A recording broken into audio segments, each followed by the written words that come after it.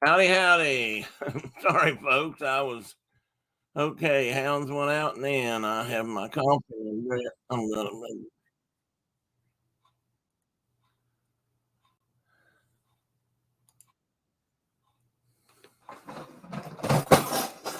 Oops. Good morning, Tina. Good morning, Philip.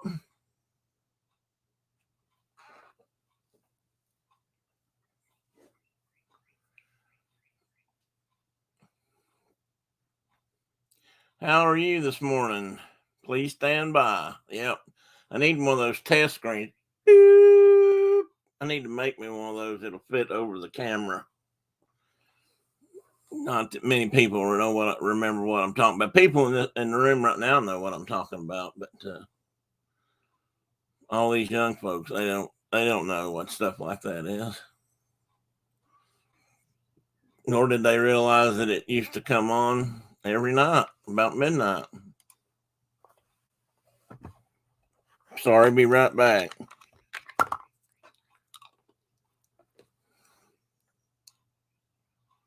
Now I'm back. Oh, I do too. I don't know about you, Tina. You live in New York. They might have had TV might have run all night up there a long time ago, but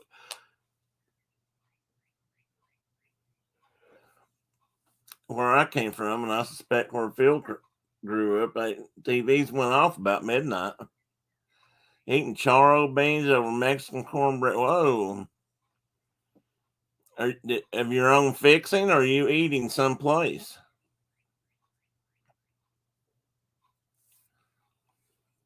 Mr. Dalton, man of good taste. Mm-hmm. Not that long ago, it went off at midnight. Oh, really? Yeah. Homemade. Mm. Uh, I don't think I've seen anything go off the air around here in a long time. Even the local channels. Maybe some of the last station I knew did that around here was probably PBS. Phil, do you know if they do it anymore? They used to go off about damn camera. They used to go off late at night, but I don't know if they do. I don't think they do. I think they just show like rerun their schedule.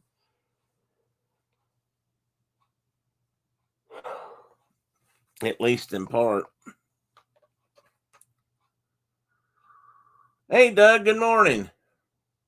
Zippity doo Doug has entered the room, folks. Let me check something real quick, see if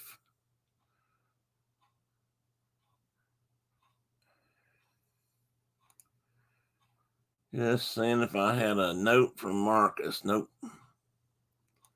So he'll probably be here. Hey Kay. Kay Atwood's in the room. How are you, Kay?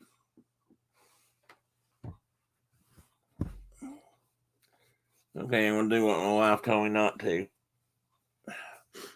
I feel like I had a drip coming there. Oh golly. Damn.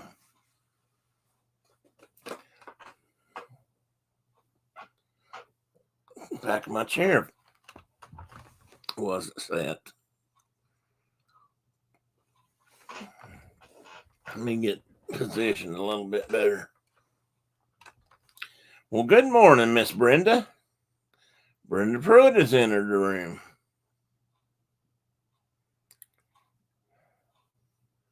Well, good and a little tired's better than not good and a lot tired, I guess, Kay. And Phil says some stations in Akron would run a cool sign-off thing called High Flight with stirring words and an F-104 in flight. Oh, well, I remember they used to do taps or play the national anthem and show the flag. I don't know if I remember any airplanes flying by. Well, other than yawning, since everybody showed up, was doing pretty good. I'll catch up in a minute and I'll stop.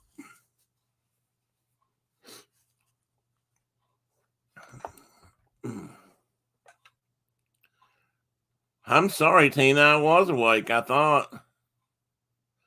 Oh my! Question and answer period. That can be rough. Doug, I know you're in Ohio. Philip lived in Ohio quite a few years. Technically, Phil, I guess you're born in Ohio, weren't you? Or were you born in Kentucky? Oh, I'll be running it. I guess I better stay awake.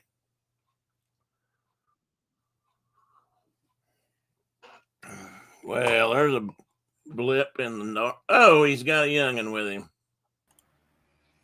Welcome, Papa. Good morning. Poke. He wants to watch Poke. Hey there. Hi there, Boone Thomas. He wants to watch some cow poke. Cow poke? Yep. What is that, rodeo? Cow poke. Poke. That's Coulter Wall singing the song. Oh. You're a poke. You want to go with Nani and go get dressed? No. That's Tim. That's Uncle Tim. Say hi. Hi, Boone.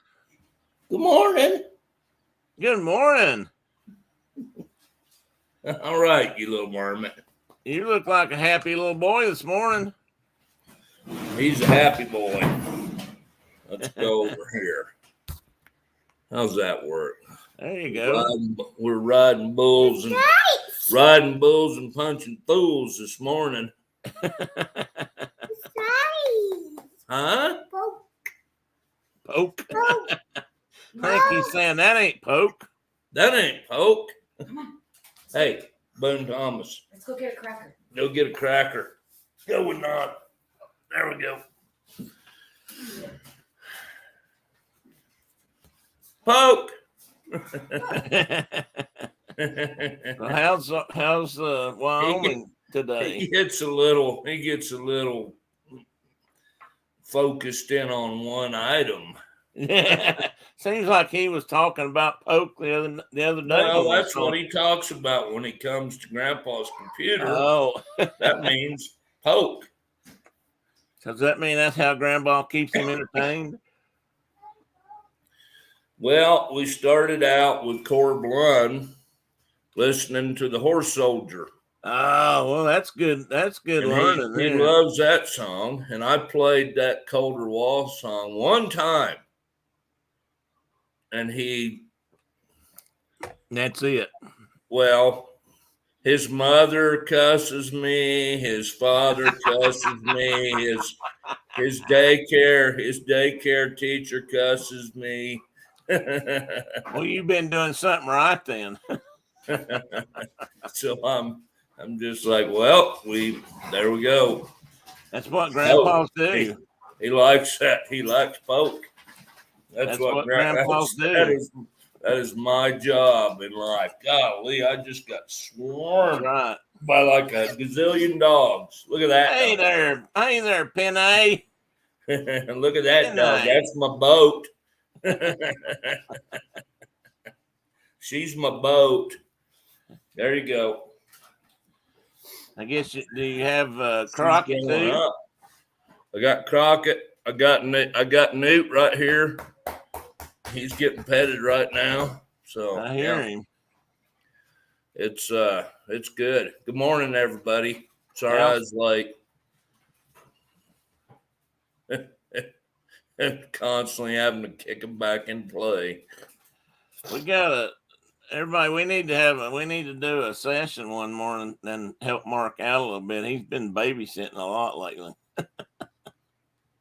That's all right. That's all right. Philip's in the room. Philip's in the room? Yeah. Oh, there he is. Akron City Hospital, 1954. Hey, Diana, are you guys not going to be able to hang around today?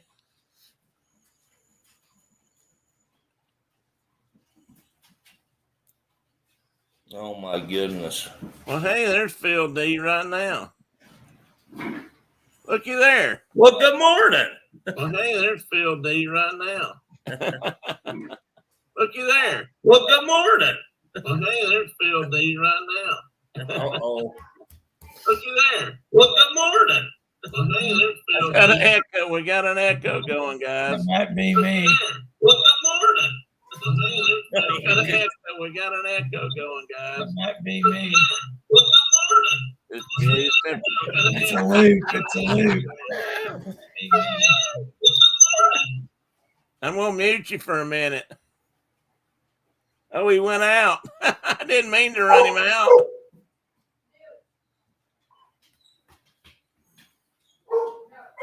Phil, you're welcome to come back, buddy. I didn't mean to kick you out of the room. You don't need to do that.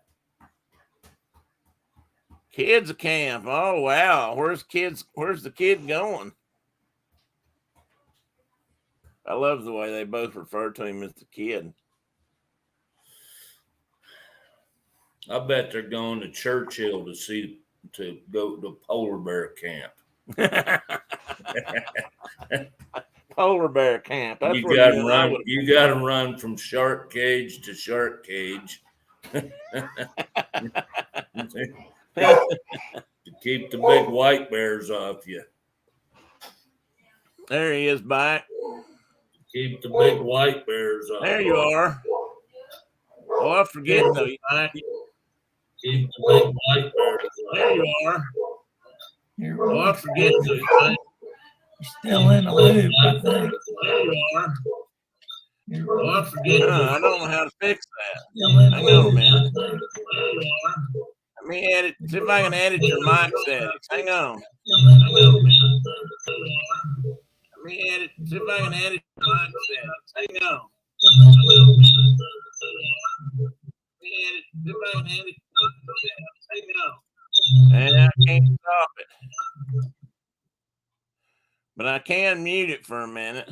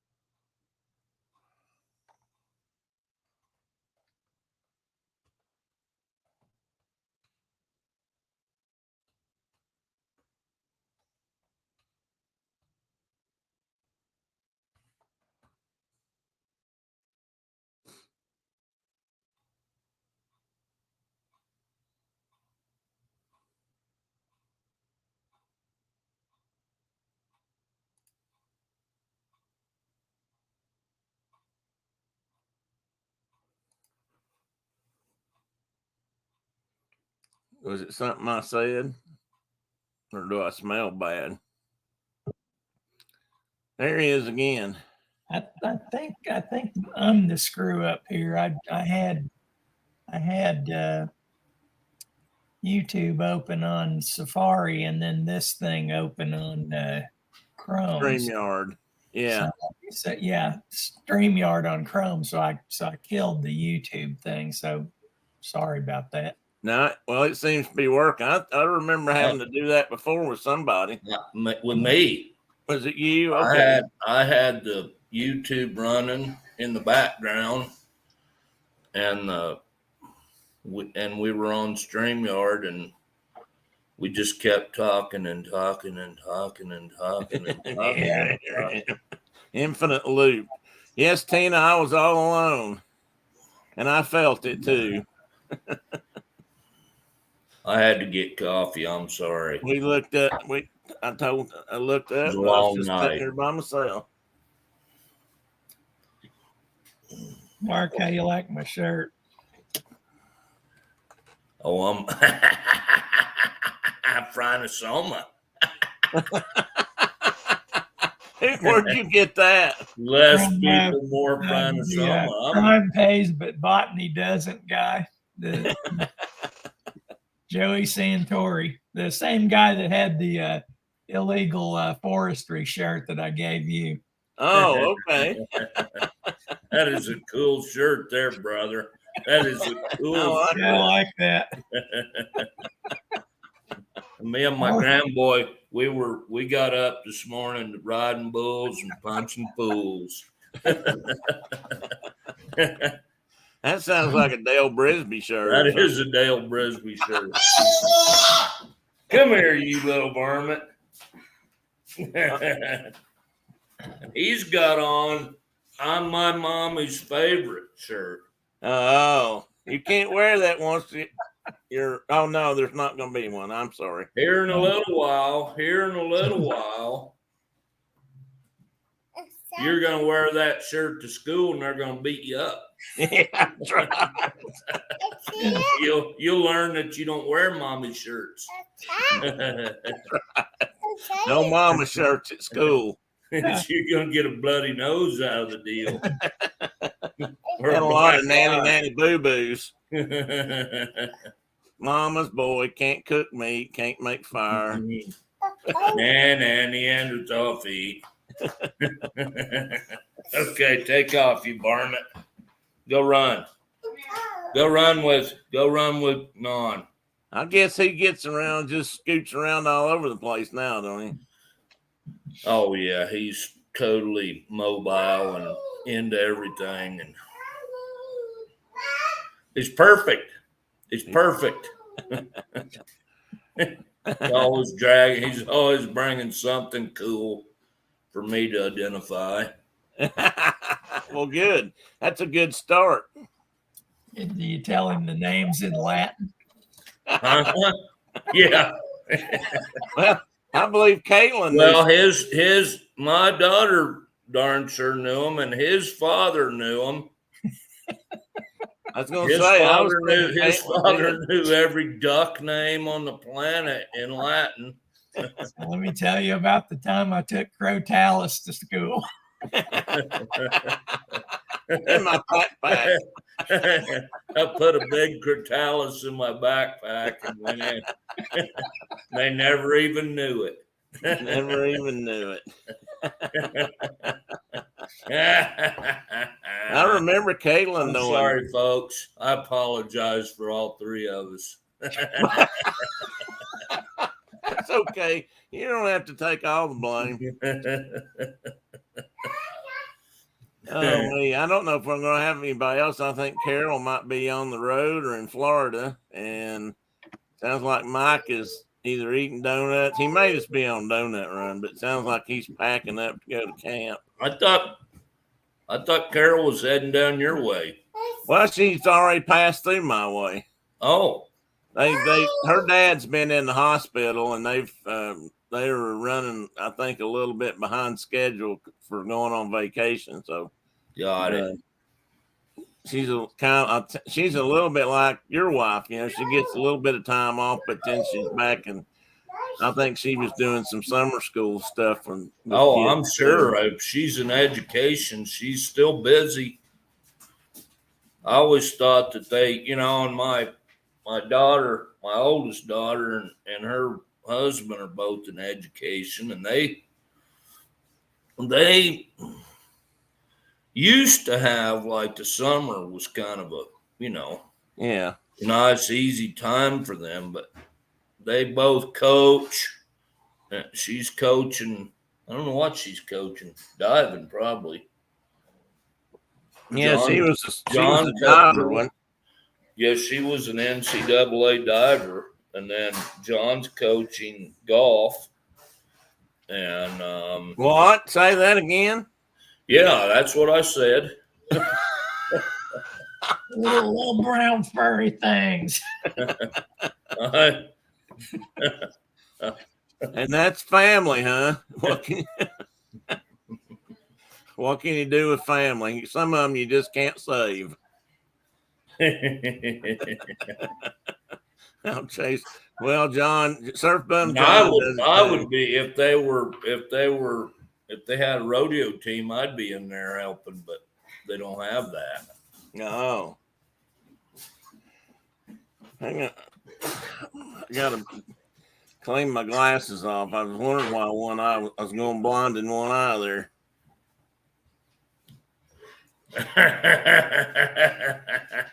I have that happen more and more often, and I'm like, something's wrong with my right eye. Oh, it's just a big smudge on my glasses. Well, speaking of that, what kind of glasses do you now wear, Marcus? What do you mean? Well, I mean, you wearing like a bifocal or a progressive lens kind of thing, or what are you wearing? Yeah.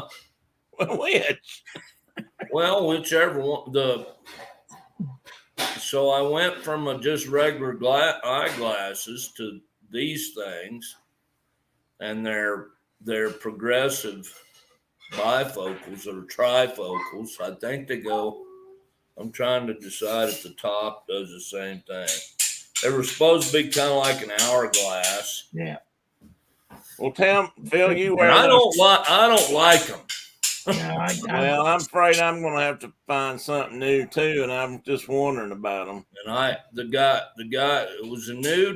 So my youngest son-in-law's daddy was our eye doctor, and I really liked going to him. And then he retired and sold his business to a new guy, and he immediately put me on the bifocal drug train. Hey, there's Carol. And I couldn't. They've never. I got to work at it pretty hard to get to where I can see exactly what I want to see and where. And it's like, heck, half the time I got to take. I don't even wear them. I just.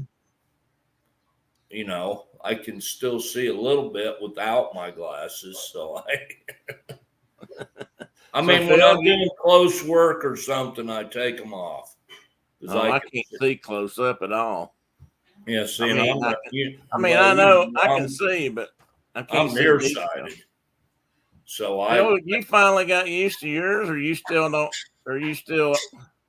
I have I've got bifocals now because just before I went out the door at Standard Arrow, I went and got vision insurance so I could get a free pair of glasses and a free pair of safety glasses, but they wouldn't pay for progressive stuff. So I got bifocals, but these are 20-inch magnify reader things for the computer right now that I'm.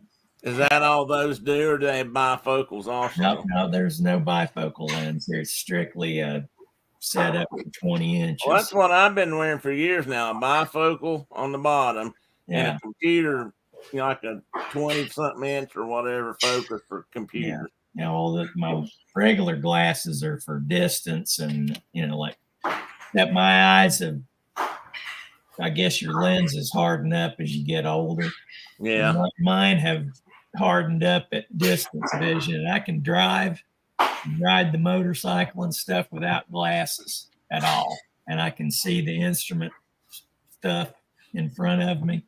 So that to me, that's a good thing. But I can't see doodly squat up close. So you sound like that guy.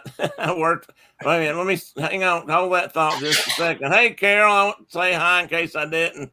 And yes, Tina, my glasses can get that dirty. I'm not dirty, smudged. I can't. So everything's blurry. Are you fixing to tell? How do glasses get dirty? How do glasses not get dirty? Do what? I said, Tina asked how do glasses get dirty. Mine are filthy always.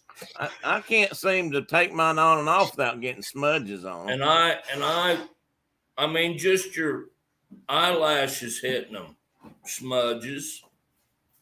If your eyelashes touch the glass every now and again, that smudges them. And then, of course, I'm in dust every day in chicken houses and rolling around with fillies and trying to get horses doctored. And I couldn't imagine having clean glasses. You're too close to the back end of some of those animals to stay clean. It's just you're constantly got something on you. You're indoctrinated. Or no, that's not right. Sometimes you get the Billy meets you up in the old nethers when you're doctoring them. Tina said her eyelashes are dirty. I was getting ready to ask another question. I don't remember what it was. Damn. She was getting ready to tell a story about somebody. Oh, yeah. I worked with a guy a little bit up in on the other north side of Norris that was he was the city manager or something, but he did the water lines and that utilities and stuff for Caryville, Phil. Oh, okay. They needed a new water line. And I can't remember his name. They needed a new water line, so we were working with them to help them put in a new intake on the reservoir, on the lake. And when I first met him, one of the first stories he ever told Steve, and then told me, it was how his eyes were just, no good and all this. And he started drinking this ionized water, he said, that he got at the grocery store. And he said he started drinking a gallon a day of that stuff. And he said pretty soon his eyes was all cleared up and he didn't need his glasses anymore. And he still drank that water. I'm not kidding you. He swore by it. So ionized water, people, that'll fix your eyeballs. Ionized water and what is that? Apple cider vinegar. Oh my God. Jogging in a jug. I take a snort of that every day, and it's God Almighty. Yeah. Oh, you do? I do. But you don't know why, but you're doing it, right? It's supposed to be good for you. Well, my daughter tells me that's what did you call it? Jogging in a jug? There was a guy that used to sell vinegar like that. He'd sell it in half-gallon jugs, and tell you all the great things about drinking it. And he actually had it named jogging in a jug. He was probably taking it out of a regular vinegar jug from Kroger and pouring it into his bottle. Yeah. No, snake doing a little snake oil salesman. Yeah, well, just a little. They still do exist. The guy on Little Big Man, they're whittling you down pretty good there, Mr. Merriweather. Every time they met him, he had a part missing.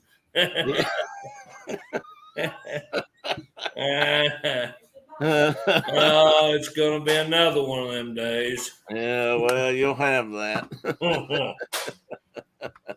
I met some pretty good we spent, my wife and I spent part of the afternoon yesterday picking currants. They're ripe. And we had a currant bush when I was a kid up in Ohio. Mom and we really? Currant jelly, red currants. We've got several in the yard that I thought the moose had killed them this winter, but they came back with a vengeance and lots of berries. And so we might go across the river here if it doesn't get too hot and go look over in the big woods and see how they're doing. We got a lot of currants over there. So, do you have any wild plums on your place? No, I wish I did. Like those ones we harvested before that bow hunt that time. We went over there. I think we had one receptacle in the pickup truck with us, and it was a saltine crackers box, and we filled that thing full of plums. You never know when you're going to need a good box. You never know when you might need some kind of a good receptacle. It's why you hang on to things. That's Oh, Nabisco did us well that day. We were out there. There was a lake or something up there, wasn't there? Yeah, it was at Table Mountain Wildlife Area. Okay. It's a whole series of small lakes that for waterfowl. Seems like you showed me some white pelicans on that lake. Yeah. Which I never really knew white pelicans were in that part of the world. I thought they stayed on the coast. But they don't go to the coast at all. Yeah, those don't go to the coast, do they? They're a plains bird. I mean, they live in Texas in the winter and Wyoming in the summer, Wyoming and Montana in the summer. And why do you reckon that is? I don't know, but they're one of the biggest birds in the world, wingspan wise. Yeah.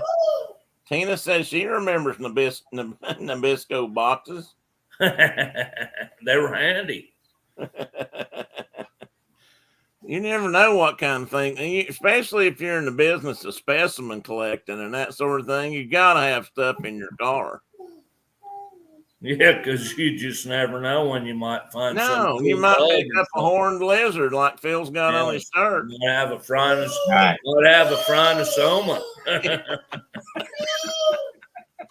What, buddy? I don't know what you're leading. Although it could be you're going to have to speak English. Do what, Phil? It could be your buddy escaped from them sirens. Yeah,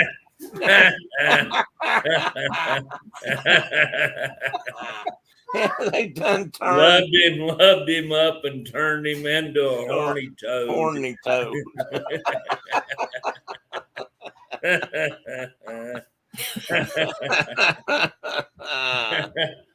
One of the finest bits of cinema ever created by man. Absolutely. Yes, indeed. Such a good movie that is. And the fact that it's Homer set in 1930s Mississippi is even funnier. Even funnier. Or 1920s, maybe it was. Well, no, it was in the 30s because TVA was going.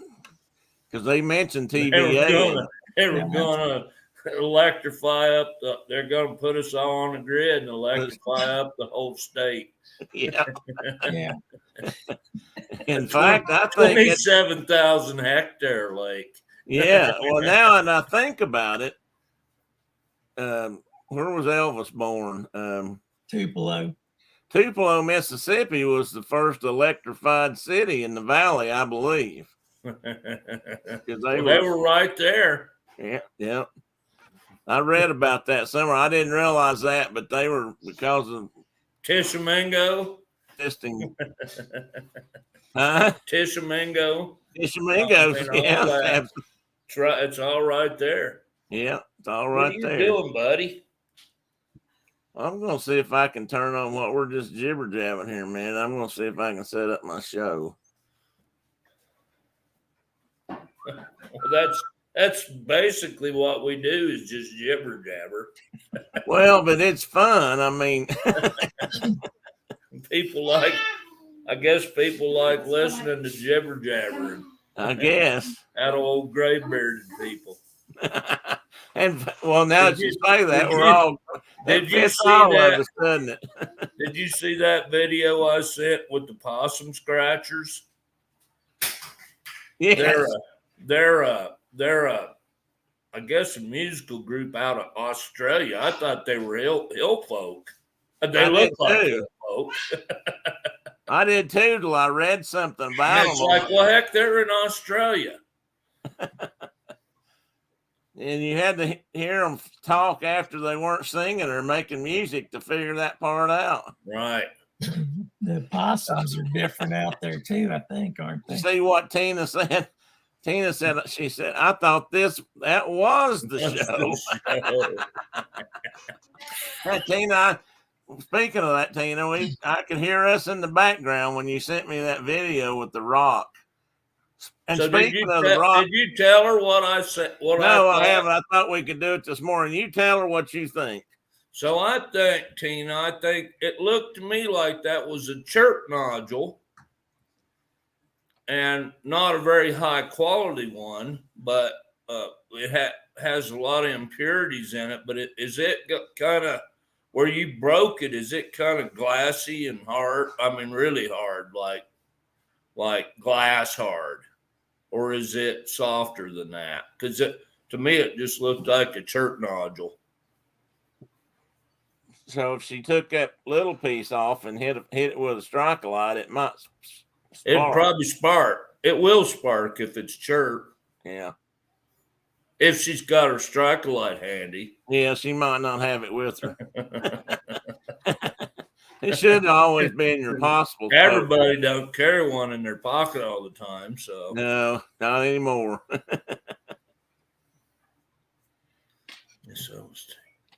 I was taking it right then. A what? She said, "What is it?" So there's a gradient of, I'm gonna say tool stone, only it's not tool stone. So you got the highest quality of that kind of material is called flint, and it comes from, but the only true flints in the world are from England.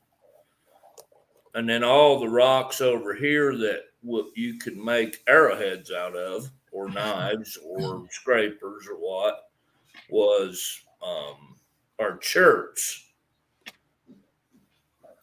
of a variety of kind, and that's what that looked like to me. But it might not be. Well, do we have obsidians too? Don't we? Yeah, but that's volcanic glass. That's created. So you're not yeah. I know it's not totally flint. Different, process, but I guess. But cherts are those kind of nodules like that of chert are real common through Appalachia and the Northeast, where they come in just kind of a cobble form, surrounded by they call it a cortex. The outside is like a rind, and then the inside's beautiful stone that you can make stuff out of. And that's what it looked like. Yeah, you should try to make a fire, Tina. Yeah. Because everybody should make a fire whenever they can. That's right. That's not too big a fire either. Not for destruction, just a hatful. Just a nice hatful of fire, yeah. But you here, I reached into my little pill box and thought I got out one of my pills. That looks like a bullet to me. When I pulled out a bullet, I sure am glad I didn't just toss it in my mouth. Is that one of them coated aspirins? Yeah, copper coated. Copper coated and lead lined. Lead lined. Yep. I'm glad I did. We'd be finding you like a bald eagle that had ate an elk carcass after it got in my system. We'd have been like, "Oh, Tim's got the lead poisoning." Speaking of elk, did you mention that elk tag thing to Mark? No, I keep forgetting to, but in Tennessee this year, there are only going to be 15 elk tags. And it's the elk place up there on north of me, Pine Mountain there up there. So were there more before, Phil? I don't know. I'm starting to get all these messages from TWRA now that I've got a lifetime sportsman license. Yeah. And, so I get all these come-ons, for these. I bet those are some of their first then. I think it is. Kentucky's had some for a little while, but I think it's been about 20 years. Well, not quite 20 years, probably. I'm trying to think. They came and got elk from us to go to Kentucky. We gave them elk, and Colorado gave them elk. I'm trying to think who all maybe Montana too. And the Kentucky boys came out here, and they were putting them right there in that country that Phil, that you grew up in, and that my people were all from that eastern, side of Kentucky. And I told them, I'm like, there's not a snowball's chance that those elk are going to survive, because my relatives are going to kill them all and eat them as soon as you dump them out. Well, they did it fantastic job with like educating the local public. Yeah, they've done pretty well with them. They had a little bit of trouble down here, but they got a real buy-in with the populace up there, and they have an ownership in it, and they're better game wardens than the game wardens, and they're doing a really good, and they're just growing. Well, they've got elk swimming the river into southern Ohio now. They got so many elk. Wow. And so these were let loose in the Cumberland Mountains. Actually, the ones, not all of them, but some of them were released on the Tennessee side of the border. Right. To there's a great big, gigantic wildlife management area there on that part of the plateau and the mountains, Cumberlands. Right. And Kentucky did it at the same time. They did it first in Kentucky, and then they brought some down here. Same bunch, though, from out there. Right. And they kind of did the same thing. They had a little bit of trouble at first with people. They had a couple shot, I think. But after that, nobody, it was kind of down here. The guy that shot one of them was kind of like, holy cow, Maud, look what the hell's out in the garden. He's eating our cantaloupes and stomping our cabbages. What is that? and that was a problem. We told the guys, the Kentucky guys, like, if you think the citizenry complains about whitetails in the corn, wait till you get a bunch of these things in there. Yeah. And they do for real damage pretty quick. And so, we caution them that, like, make sure you got to let people know what they're going to be facing potentially. Well, that turn of the guitar brings up another story. When they did that here, when they did the elk release, it was kind of a big deal. I was involved in some meetings because TVA being a major landholder and federal holder in the same area, we were at a meeting that they did with some of the county people here in Campbell County, north up around the lake, has got really active camper outdoor. How'd you get back in here? Fun and recreation group. It's been around forever. They're mostly a bunch of old rabbit and squirrel hunters or bird hunters, that all came together years ago, and they're still doing it. And so they were both interested and concerned. So we had to sit and listen to all the stuff about cattle and brucellosis and all that. Well, after all that, and they decided they were going to release those up there, they called down and talked to my buddy Steve Cottrell and wanted to know if we could come up at the elk release and help them out, and be part of that project or that process. So he came to me and told me about it. He said, "You want to go with me?" And I said, "Well, hell yeah, I'd like to. Heck yeah. I'd like to go, release some elk." And he said, "Yeah." He said, I figure we're going to be right there in the middle of it, turning them loose and making sure they go. He said, "We'll be right there amongst them."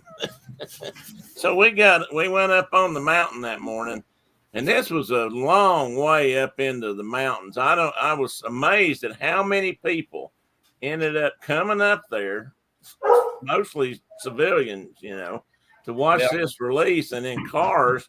And halfway up the mountain, it started. I mean, it took us at least an hour or an hour and a half to drive once we got off the paved road. And it started snowing. And before we left up there was about this much snow on the ground up in the mountains. And we got there and we had on our outdoor, working grub gear, we was ready. And the guy said, "Okay, guys, man, we're really glad you're here. This is such big help." He said, "We're really looking forward to do that." He said, "Now what we need you guys to do is go down there and park the cars."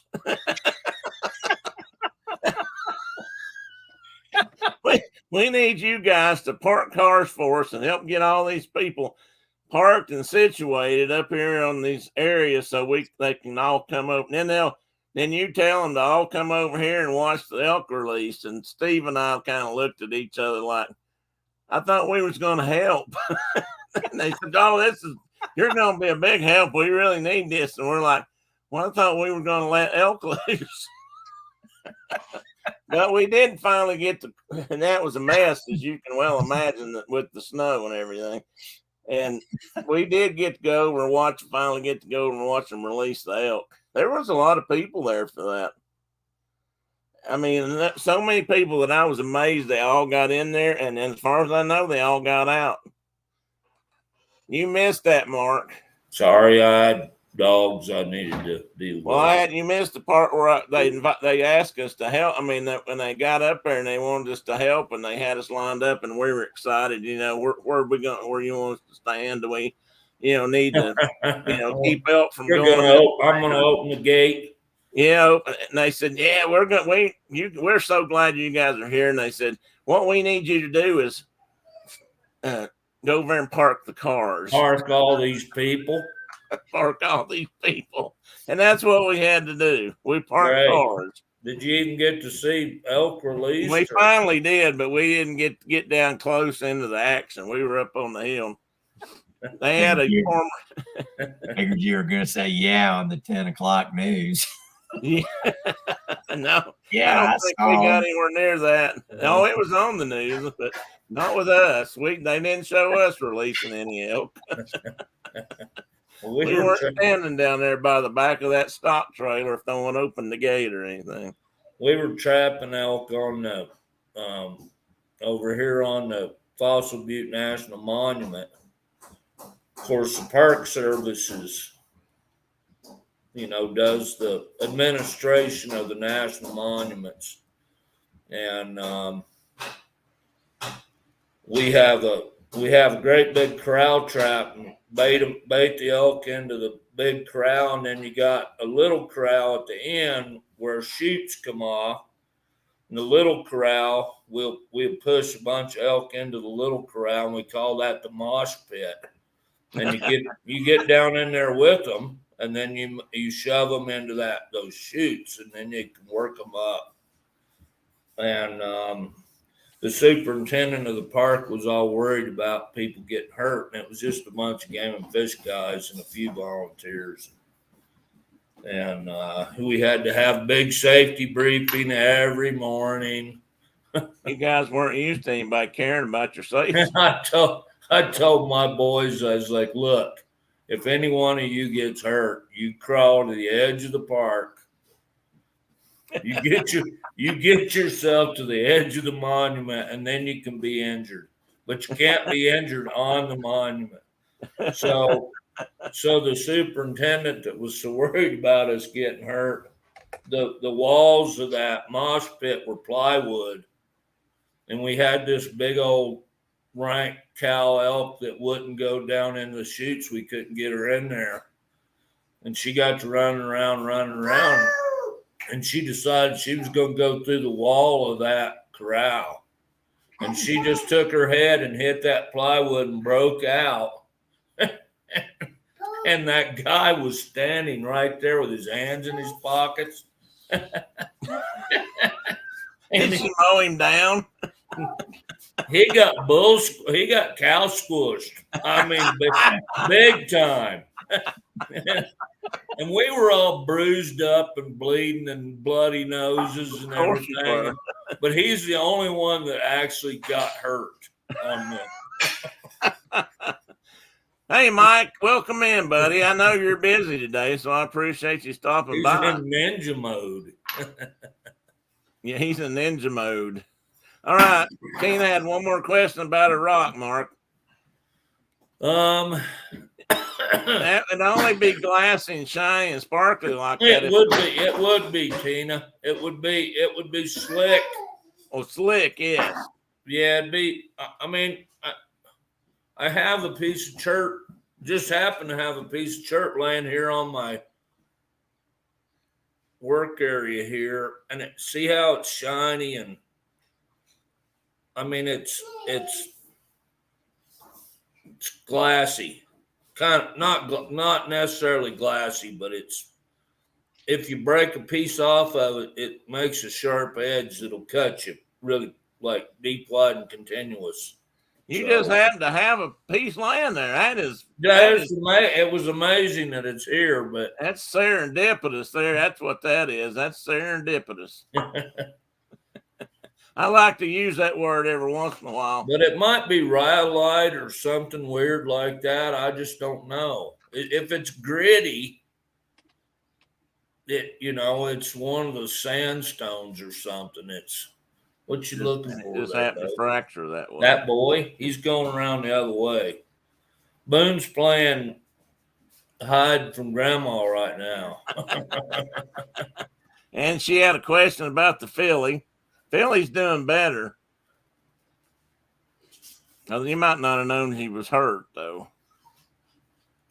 Now, she got an injury right on the same back leg that her mama has. So I've been doctoring that for a while, but she's doing really good now. I say that, and I haven't seen her yet this morning. So, well, Tina, you've outshined me because you can spell it and everything. I don't know if I'd have got it spelled right or not. She likes serendipitous too. That's one of my favorite words. And juxtaposition, I like that one too. Oh, that's a good one too. Yeah. It's I mean, if you're in a crowd and you're trying to impress, juxtaposition sounds a hell of a lot better than that right there beside you, or that out there beside the line, or that and it's rubbing up against you. How's it juxtaposed? Yeah. Man, that just builds up your ego and your image just like that. All right, we're going to talk about the Sears Roebuck Catalog today. Oh, that's right. While we're sitting here jibber jabbering, but we're going to talk about that too and some of its wondrous uses, and just look at some of the stuff that was in it back in the turn of the 19th century or the 20th century. Back when it was, man. Spell check. It works for juxtaposition too. We're not doing poke, buddy. Well, that's a good point, Tina. Spell check does help. We can do poke after Grandpa and Tim are done. All right, but later. You need to go outside with Nani. If Uncle Tim knew how to sing it, I'd just sing poke to you. I sang it to him last night while I was singing him Indian songs first. Oh. And I sang him some poke, trying to get him to go to sleep. Did he finally get down? He was a battler last night. He was refusing to go to sleep. Gonna wear his little backside out today. I like my new background there. I love that. I'm trying some new things. Where is that? It's a sunrise somewhere, but I don't know where. It almost looks like the peak in the back almost looks like something in, Navajo land area, but this part I don't know. I don't know. There's a lot of aspens in there and some fir trees. But I thought it would be nice for a change. It's pretty. It's fine. It's going this way. Okay. I don't think that's right. Wait a minute. That's not what. What do you mean? Well, I thought I had a different page up there. Okay, never mind. It's probably next. So I looked it up, and I was looking up the Sears and Roebuck and Company, and I always call it Sears and Roebuck, but it's really Sears, Roebuck and Company. And the first catalog that Mr. Sears ever published was in 1888. And all it really had in it was some watches and some jewelry he'd picked up. And the story goes that he had left home, I guess, to get a job. And he'd gotten a job in maybe Chicago, but somebody next to where he worked was going out of business. And that guy that was going out of business was a watch guy, tinker. I don't think he was a watchmaker. Probably a salesman. Damn it. Sorry. Salesman and that sort of thing. And he bought his inventory because he was going out of business. Because he thought he could take those watches. Because he worked for the railroad, and people at the railroad were always needing timepieces. Of course, they don't use these kind. They usually get a different kind. I've got a railroad watch upstairs. No, it's here in my safe. But anyway, so he put out this little pamphlet / catalog with watches and jewelry in it, and he actually turned out he sold most of it, and he made some money. So he started turning it back into other things. Well, he ran into a gentleman called Mr. Roebuck. And Mr. Roebuck was in some kind of business also, small business. And they decided to go in together. And in reality, I believe Mr. Roebuck wanted to be involved, but he wanted Mr. Sears to buy out his inventory. So I don't know if he added capital, but he was just there kind of by name. And anyway, that grew into what was a giant until, the last 30 years, and was huge. I mean, they were Amazon long before Amazon ever came around. And in the middle there is just one of their very early catalog covers that shows the building they were using at that time. And then they moved into a larger building, which for a while was the largest, had the most floor space of any building, covered building in the world. So that was kind of cool. So I remember Sears. I remember the catalogs. The Roebuck got smaller. Yeah. The printing for Roebuck, it's Sears and Roebuck, or Sears Roebuck and Company. Roebuck got littler and littler and littler, and then it just disappeared. Yeah. Well, like I said, he wasn't as big a player in it, but he was involved in getting it started. That's kind of cool to be named after a German deer. Yeah, well, I'm sure that's where his family came from. Sure it is too. I had one more thought on that. Now I don't remember what. Oh, I couldn't actually find a image of the 1888 catalog. There may not be them left. Probably at one in a museum or something, but I couldn't find a copy, so I put this one was a fairly old one. But I put some more right here. Oh, come on.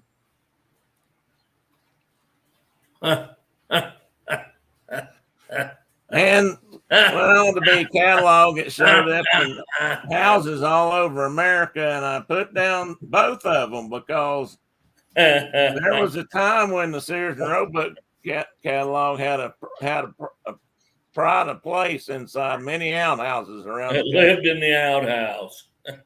Yeah, you could sit and read, and you could use the papers afterwards. That's before they made slick paper catalogs. So, and if you don't understand that, then I'm not really going to take the time to explain it. But this one, this image over here just showed some interior. Be a bucket of corn cobs sitting there too. Yeah, I saw the corn cobs, but the catalog was real. The corn cobs were always kind of a joke. But the hole on the right is kind of curious. There's somebody standing on the seat. I don't know. It was. It's a little kid standing on the double holer. trying to stay away from the spiders. It could be. My dad got bit by a black widow spider in the outhouse when he was, I think, a teenager at my grandfolks. Hey, Don, welcome in. The Hitchhiking Bones are with us. I'm trying not to take us on too far of a squirrel, but I never did understand the double holer. My uncle built a two-holer. We've got one in our backyard right now. I don't really get it either. I never understood it. Like, there's just some things that a person should be alone. Exactly. Two reasons sometimes that's the only place a man can get a chance to sit with his thoughts and maybe read a good book or something. Anyway. Okay.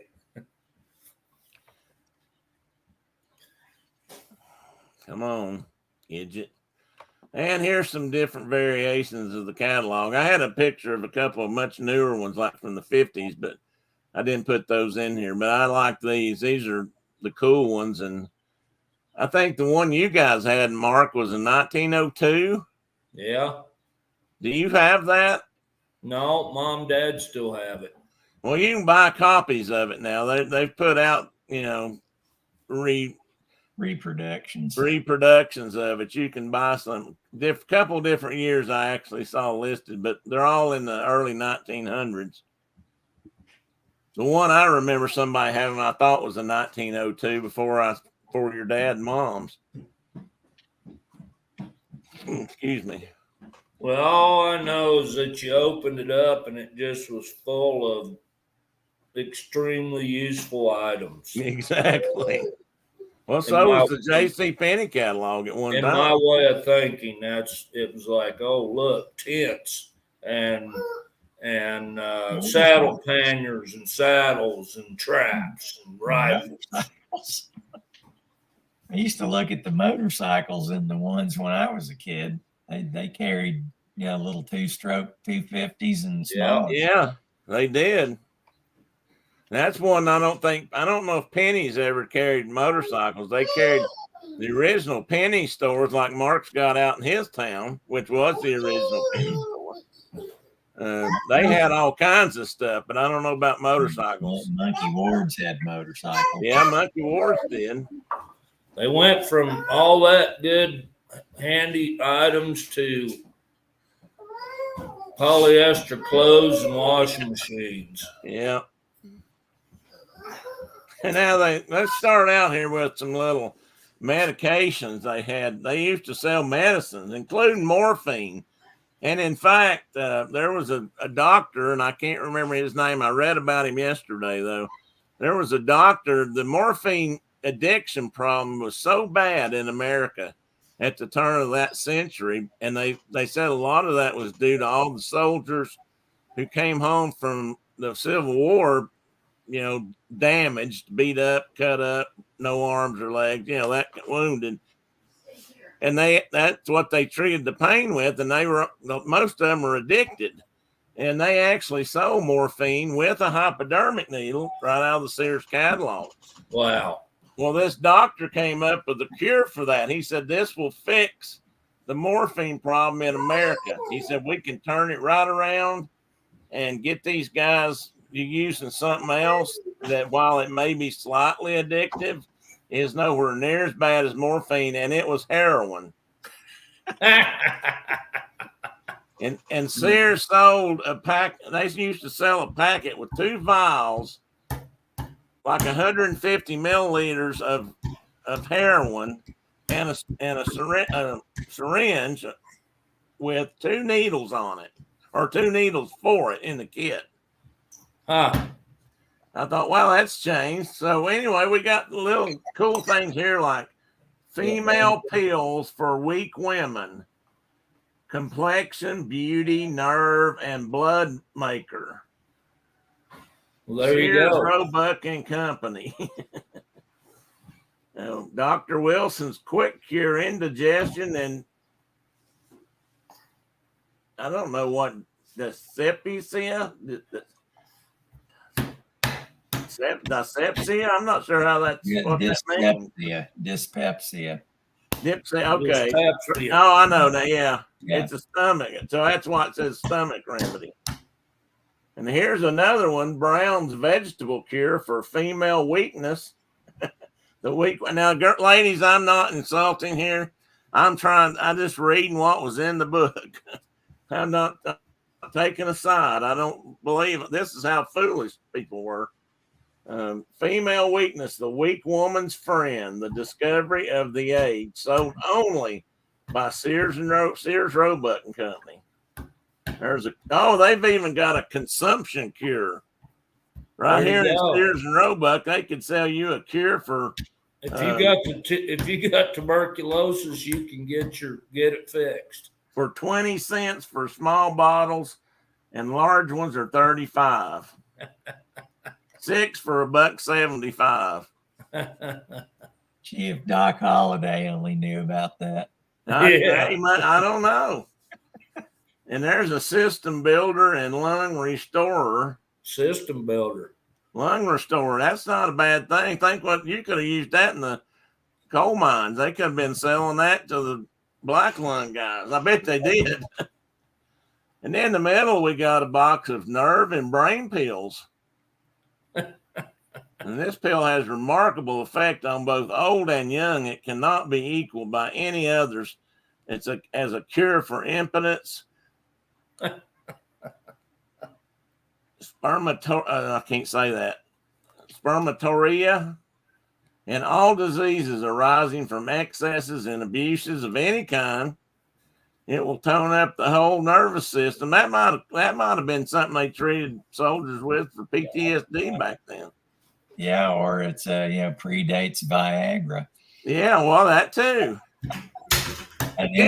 But then I got to come over here to this far right image of this $18 for a giant power Heidelberg electric belt. Belt. I don't know exactly what that electric belt did, but that lower right picture of it sure does scary looking to me. Electric jock strap. Yeah, I don't know about that. That's a little bit nervy. I actually didn't read it, except you can't. I mean, the print's so small. But at $18 is our low price. It's got giant power. Have you doctored our giant power 80 gauge Heidelberg electric belt? Don't suffer in silence. Are you in doubt? What? I'm not sure exactly what they're driving at there. No, Tina McNeil, I probably do not want to know. That's a good point. And I did read somewhere in there that it said it would cure all your problems. I'm not sure what problems are curing. The print's too fine, but it probably said batteries not included. Well, it does talk about the battery. Oh, yeah, I see that now. Now, I don't know. It could be one of them Wheatlite batteries you have to tie to your belt. one of those great big Wheatlite batteries. Or great big by today's standards, anyway. like a lantern battery. So I just thought that was some interesting stuff there. I mean, the stuff they sold, cocaine, heroin, morphine, all that stuff was available via the Sears catalog. And I'm sure every brand of snake oil you could think of. I believe they referred to those as patent medicines, didn't they? Yeah. But when you talk about the heroin and the other stuff, I think the Pure Food and Drug Act might have knocked that out. Oh, I might have. Probably did. 1906. Yeah. That long. Well, you could even order a weight loss plan in some of these old catalogs that basically were a tapeworm. Eggs of a tapeworm, and you could take those tapeworm pills. And they sent you a little packet of them, like in a tooth envelope. Yeah, that you'd use to collect ungulate teeth. Just a little flat packet. You just mixed them with water and took them. And then watched the weight melt away. Maybe you'd get like a 30-foot tapeworm in you. Yeah. I wonder if they sold a cure for the tapeworm. I don't know. That's handy. Then you got to take the ivermectin to get rid of the worm. Ivermectin, right. And of course, we always had the Christmas catalog, and this one I believe said it was from the late 30s or 40s. I'm not sure now. Prices look about right. Look here, we could have bought Boone that truck, which is a really cool truck. Look at those faired fenders, Phil. Yeah. And a wagon to boot, pulling all kinds of goodies. The whole truck train loaded with candy kisses. Oh my goodness, candy kisses. They're referring to that as a stake bed truck and trailer. And over here we got stocking stuffed. We got what looks like a mini washing machine for little girls to learn on, because that's what little women are on. That's what they're for, right, ladies? Ironing boards, an electric iron. No more. You don't have to heat them up on top of the stove anymore, ladies. You just plug them in. And I don't know what that is. Oh, that's a different kind of wash machine. New improved two-piece laundry set. 98 cents. Woo! Hey, Dave, welcome in. The Adventures by Dave is here. Maybe Dave would have known what that electric belt did. Anyway, moving right on to the next image. And here we got a 6 months course in bookkeeping, and you too can be a bookkeeper. And even if you can't spell it, you can be one. I should look to see if they had the Ellen Woodhead Sped Reading course. Tina said, I sure wish my husband had learned how to use the washing machine. Just saying. Brenda's husband knows how. He has to use it quite often, actually. And then on the right here, we got a Holy Bible. Profusely illustrated full divinity circuit. Yeah, I thought that was a sort of an odd way to say that. The profusely part, I mean. That takes me back to Eddie Murphy talking about profusely bleeding. Yeah. Oh, look, it says it's an ideal home and old folks Bible. I wonder what that means. Big words? I mean, larger font. King James Version. And on the other side, we got dance lessons, how to be popular. Are you at ease among strangers? Can you entertain successfully? Not sure how that has anything to do with the Bible, so I guess it doesn't. Mark, you know how to, this is an ideal home and old folks Bible. So should you want a Bible, you now qualify for that. And you too could be a it's profusely illustrated. Yeah. We were just for the divinity circuit, no less. I mean, I guess that's if you're traveling around preaching the good book. That's how at an unusually low price too. Reminds me of Henry and 3/4 race cams. Yeah. Is that a full divinity or 3/4 divinity?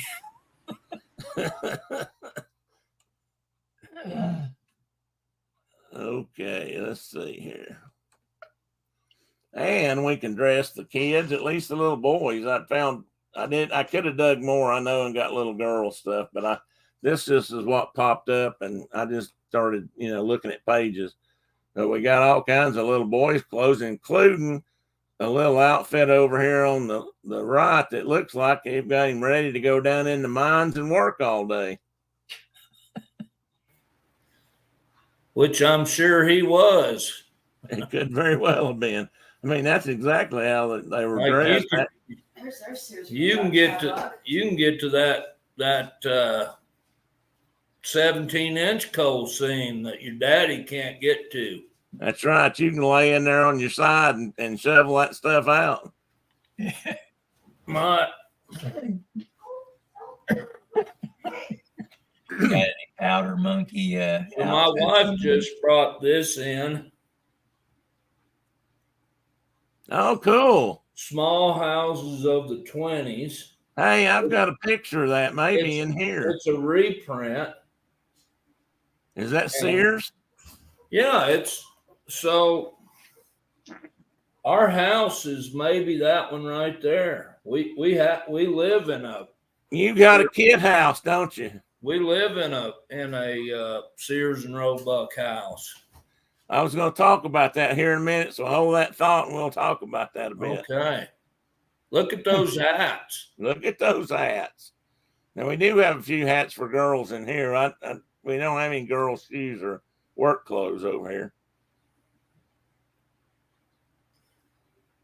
There's some interesting hats there, though. I'll bet you that them boys weren't going to go to work. I mean, that wasn't for dress up. That was to shove their little backside down a black old hole somewhere. That's what it looks like. And here we got the ladies of the house. We can dress mother. And I'm sure somebody can probably tell me the years these came out by the fashion, but I didn't get that deep into it. We even have some undergarments here, which is probably the section all the little boys took out to the outhouse. The Danish chemise. Yes. And princess slips and bloomers. I ain't heard nobody call it bloomers in a long time.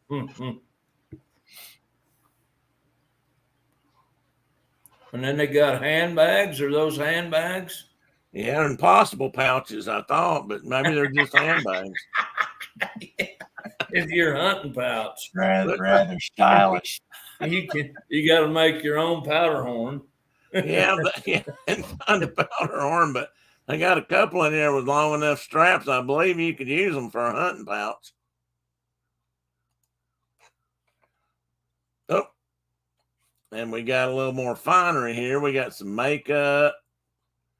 Oh, we got a maternity outfit for the mother. Oh, that's down here at the bottom. Surely they're not meaning this. I mean, ladies, tell me about history here. I mean, there's an outfit at the bottom, which looks like it's to give support for the pregnant late woman. But is that supposed to be some kind of a corset? I mean, is that so they can try to maintain a figure back then? The old hourglass. I hope not, but I have to wonder. Maybe it's just for support, which probably ain't a bad thing. And then, of course, we had our mink shawls and stoles, or whatever these are considered, capes. And I think the price on these varied by what they are, what kind of fur, and what. Judging from those prices, the old trapper probably wasn't making much on his club. No. Whoa. Blues weren't bringing a lot back then. I'm going to tell you that right now. Man, have to work hard all winter to make a living back then on trapping. But he probably thought he was doing real good, though. That's back when fur was shining a little bit.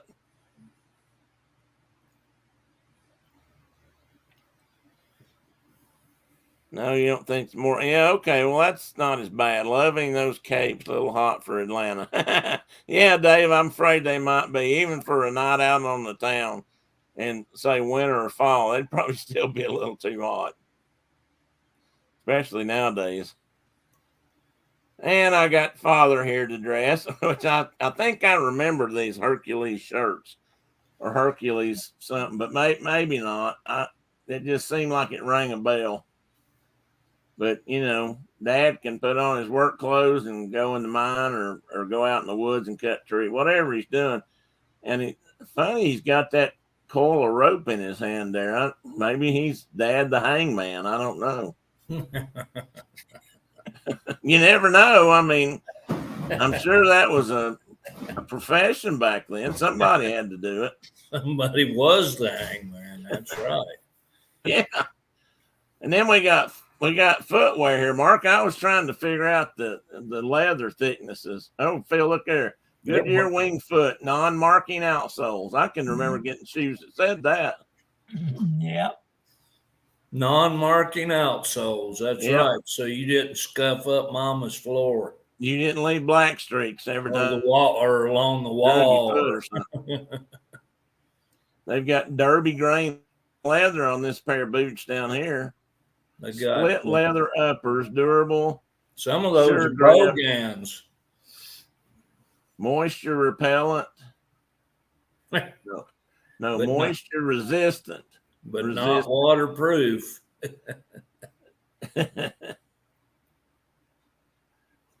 This one up here's got sturdy leather uppers, black split leather uppers. Pretty much the same kind of thing. But it had this thickness gauge up here to show just how thick the sole was. And over here we got very similar hats for Dad that the boys were wearing. I thought this men's nightshirt here was real comfy looking. Not. That's something that you would have leapt from your bed to see what was the matter. when there arose such a clatter. There's arose such a clatter. I'm sure they sold the show. Well, that's what you climb up on the house with. That rose such a clatter. That's right. I'm sure they did, Tina. I didn't bring that one in. I could have been here for years trying to go through pages.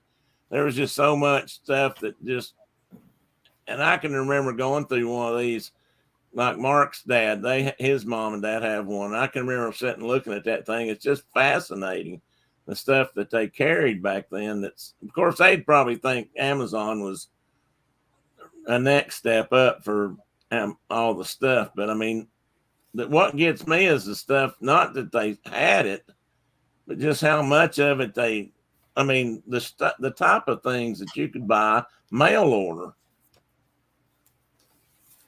And there you've got, say for baby, you've got high chairs and prams or carriages, whatever you want to call them. A collapsible bed. One needs a collapsible also. I mean, if you're going to have one, baby needs the other one. I bet some of those things were hard to push. There's a potty seat with a little tray on it so Junior can go potty while he's either eating something for a snack or playing with toys, I guess. They've got several variations of that. What? You've sent Philip over the edge. I can't be sitting there. I don't know whether to eat crap or go blind.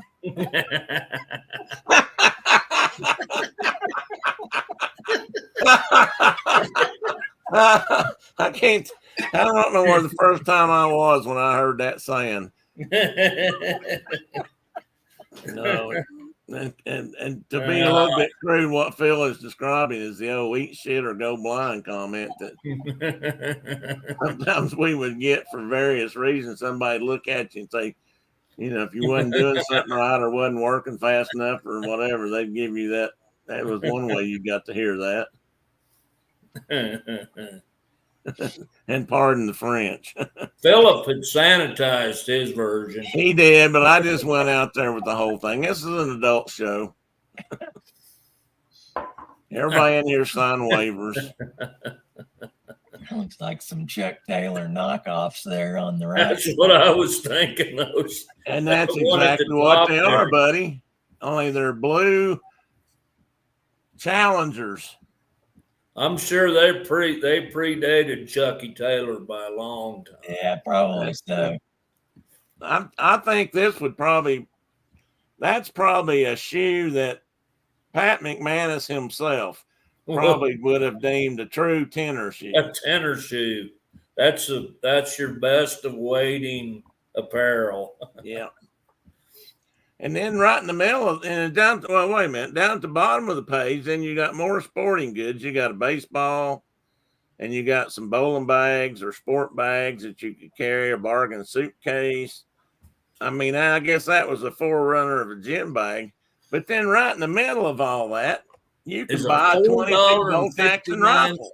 A $4.59 air gun. No, that's a 20.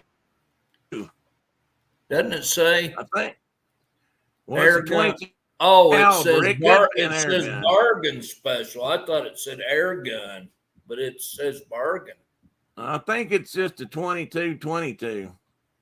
I mean, it could be a 22 caliber air gun, but I don't bet you're right. I think you're right. But it's just right there, stuck right there in that page, like it belongs there. These glasses that you're telling me about, I thought that said air gun, but it says bargain. We got some more of that here in a minute. And then we have just all manners of things for the farm. You could get a single bottom plow. My grandfather had a manure spreader. Looked just like that. It looked just like that. I don't know what kind, but it looked just like that. Are those push mowers in the middle? In the barn. What? Is that a push mower in the middle? Spreaders. Oh, which one you mean? This one down here in the middle? Oh, well, there's in the middle below the spreader. Below the manure spreader, that can't be a mower. No, they're not mowers. They're all seed spreaders of various kinds. I got you. And down at the bottom is scrapers for horses. Every boy's and favorite. A scraper for a tractor. No, they got scrapers, like a lawn scraper to smooth out stuff for horses to pull. Yeah. That's a novel idea. Brace and bit. And there in the middle bottom, they've got stuff that will solve your haying problems. They've got hay rakes. I thought they had a tedder in here, but they don't. There's a hay loader right there. I've never used one. I thought we were the hay loaders. I didn't know there was ever a machine. Well, those, I don't know how big that is. That looks like they call them beaver slides out here. Some people do. When they were stacking their hay loose, not baling it. You know what? That's what it does kind of look like. That's what that would be for.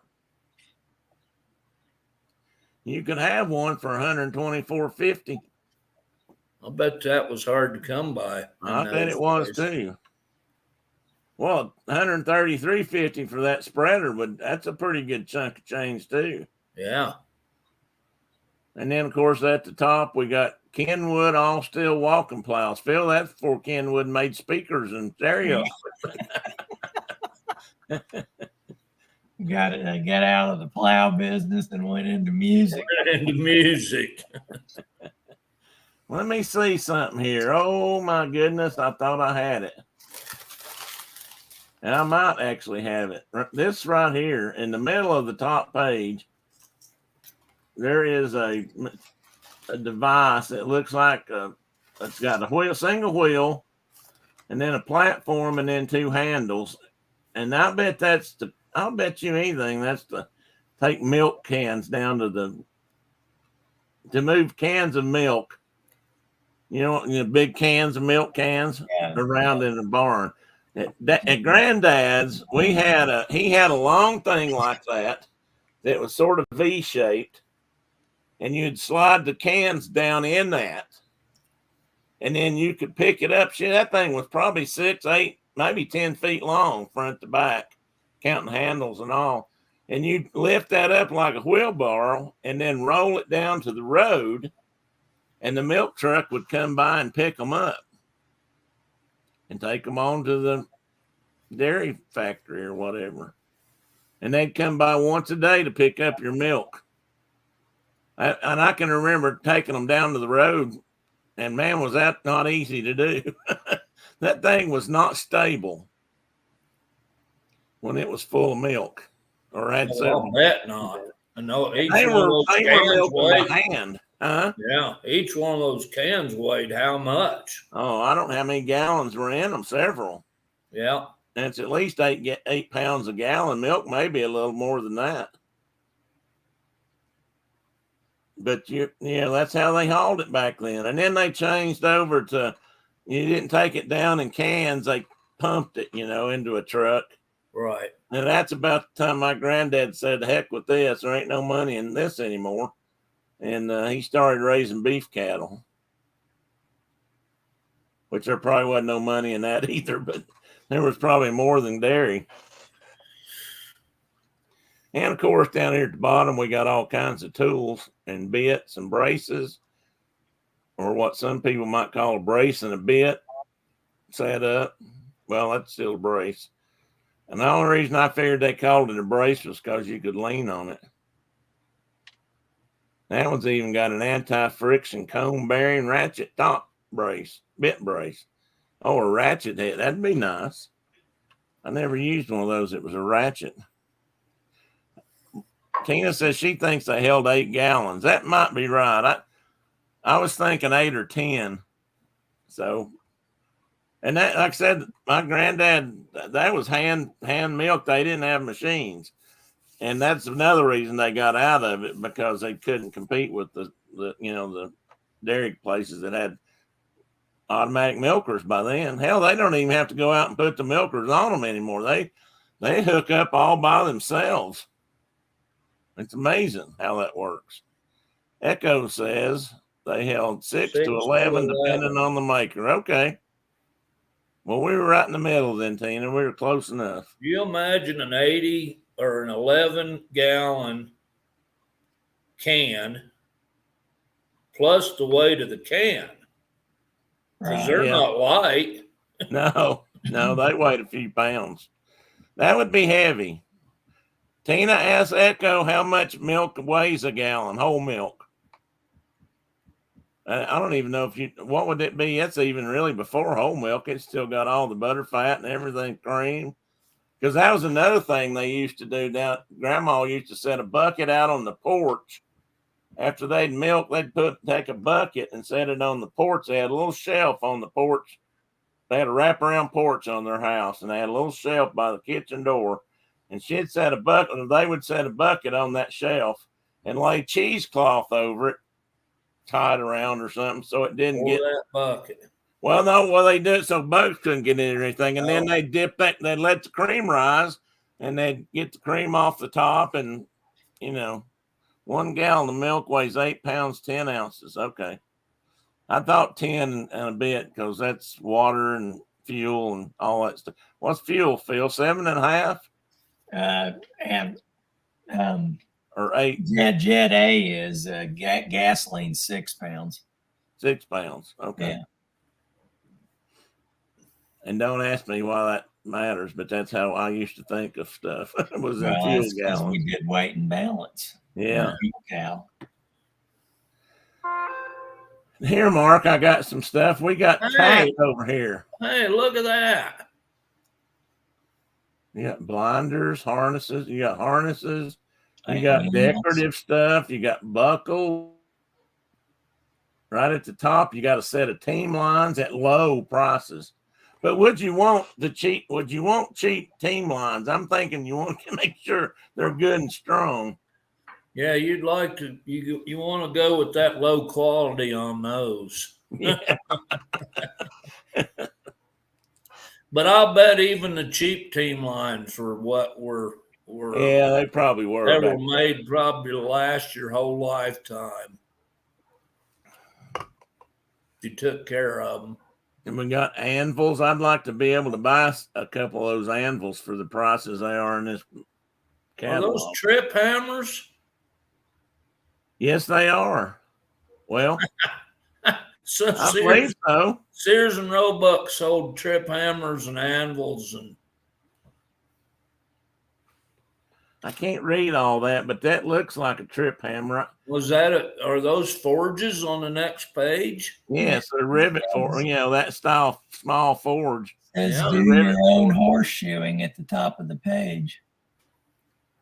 Oh yeah, look at that. That's everything a man needs to shoe his horse. Yep. So if you were a farrier, there you bought your tools right there. Hallelujah, I have lived. Look at the bottom of that page. The Acme kit of blacksmithing tools. Acme. There's something I could have bought that said Acme on the box. I bet that's where the coyote got all his anvils from, right there. I guarantee it. All of his tools came from Acme. Yeah, very true. Probably his dynamite too, and his rockets. I haven't looked to see if you could buy dynamite through Sears and Roebuck, but I wouldn't bet you could. I bet you could at one time. Well, hell, even when I was growing up, you could still go to good hardware store buy dynamite to blow stumps and stuff with. That wasn't that big a deal. We were still buying it in the early 90s out here to make potholes, to make pothole ponds for ducks. Well, TVA was too. They made You just went down to the Country General and bought you a case of dynamite. What were you guys using for igniters? Just fuse. You were lighting fuse? Yep. Oh, that I can just see you now, smoking a cigar, lighting up a fuse, and watching it, and then chucking that out there to make it we were drilling. We were putting those charges down in the ground, and then we might have had some squibs because we were doing. Sometimes it was a battery detonation. Well, you had to have a squib. But all you had was like a little, little tiny. I don't know how many cell battery those were. The little square ones. That's all you needed. Yeah, they didn't take much. Yeah, it's like a 6-volt lantern battery. Yeah. Phil, do you remember growing up? If they public service commercial or ads I remember these in Tennessee on the TV. They'd run them every once in a while about warning people and kids not about picking up blasting caps if they found them. And it was during the time period when all the interstates were being built and there was all this road work and construction going on in all kinds of places. And I remember commercials that warned people about picking up dynamite or blasting caps. If you see these, don't pick them up. Yeah, they'd show a picture of them. Yeah, I never saw anything like that. But I remember seeing those fairly regular because I always thought, man, I hope I find me one of them. I found a red flare one time in the garage. My parents had moved into the house. I had a nail in one end, but it looked like a stick of dynamite. I got so excited. I thought we had us some dynamite. Yeah, we used to carry those in trucks and stuff. In case they broke down. Tina says she remembers them too. So, especially around the 4th of July. Well, that's a good point. Maybe that's when they did them down here. I didn't think about that part. But no, I never saw any of those ads that you're talking about. And we got your Sears camping gear, which they sold and made and sold right up to the day I can remember. And look at that number 2 sleeping bag down there, $14.95. It's a deluxe. Look, it's got that little pop-up cover that when you're sleeping is supposed to keep the bugs, I guess, and the rain off of you. And I always wondered why. I mean, that wouldn't keep you dry. Maybe it'd keep the bugs off, but it sure wouldn't keep you dry. I was having slept in the rain more times than I'd like to remember. I can tell you there's all manners of access points there for water to get in. There are many, many nights where we were much wetter than we needed to be. Yes. And we were supposed to be inside. Did you ever use a carbide lamp? Either one of you or anybody here in the room, if there's anybody left. I knew coon hunters that still packed them on that thing. They were almost all those guys were like old miners and not miner. And they had those carbide lights on the front of their helmet. They'd wear that dang helmet. Coon hunting. And then they had, but they were all using wheat lights by that point. Yeah, wheat lights kind of replaced all that. But I can remember buying one of these, and we used them because you could buy the carbide about anywhere in little stores, country stores, hardware stores, and you put a little bit of that carbide into that can at the bottom of the light and put water with it, and after a little bit, it starts producing acetylene, and you could light that thing. And they were kind of bright. They weren't real bright. They had a good reflector. Long beam. They just kind of lit things up in front of you,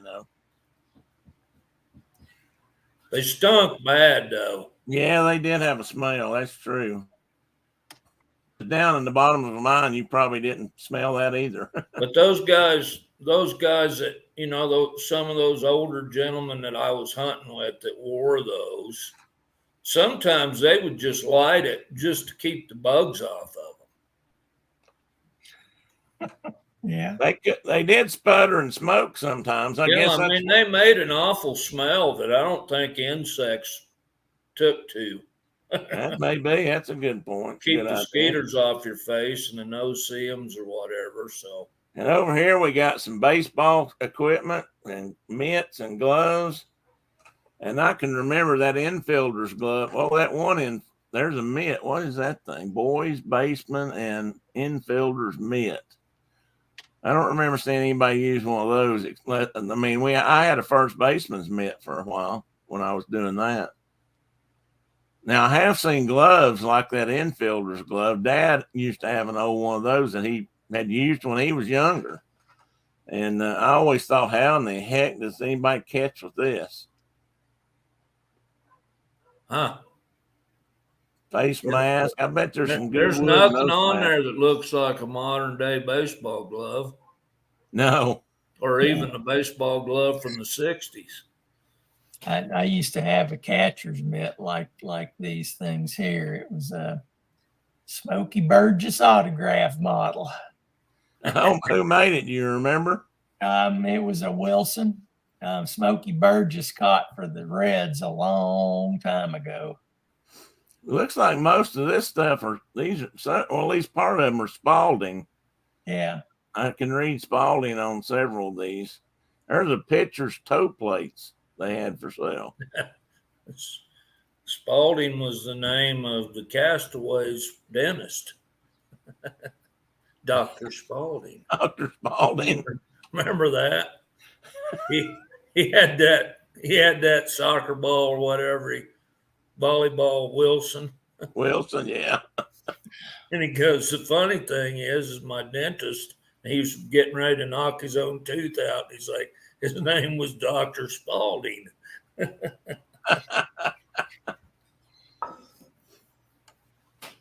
And at one time, Sears sold a motor buggy. Oh, look at that thing. For $395. Wonder how many horses you could buy at that time for that.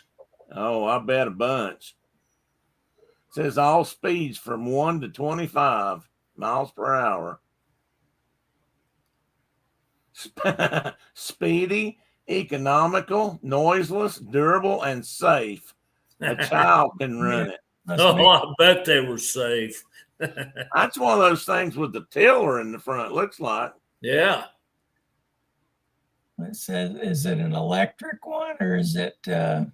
I think it's gas, but I'm not positive. I think it is gasoline.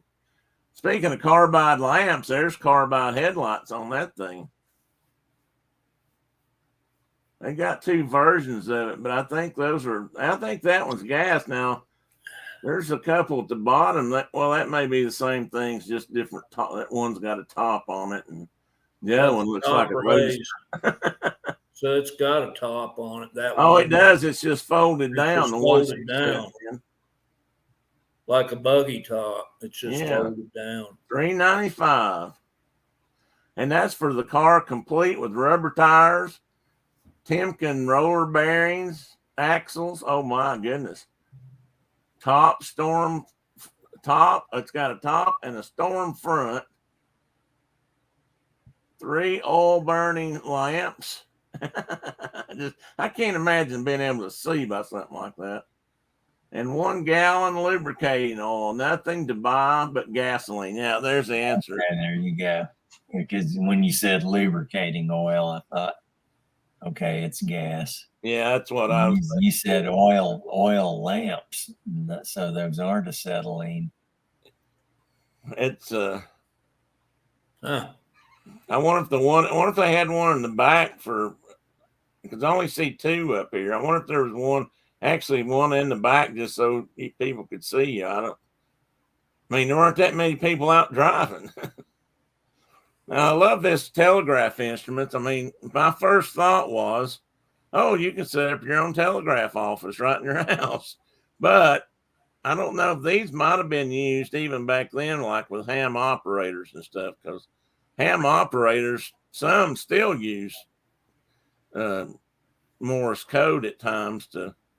You used to have to learn Morse code in order to get a ham radio license, and you had to spend X amount of hours on the air, talking to people via a telegraph key, and you could buy the keys. And because I was trying to get into that for a while, and that was the part that always hung me up. Somebody told me recently that you no longer have to do that part, that they don't require the Morse code stuff anymore.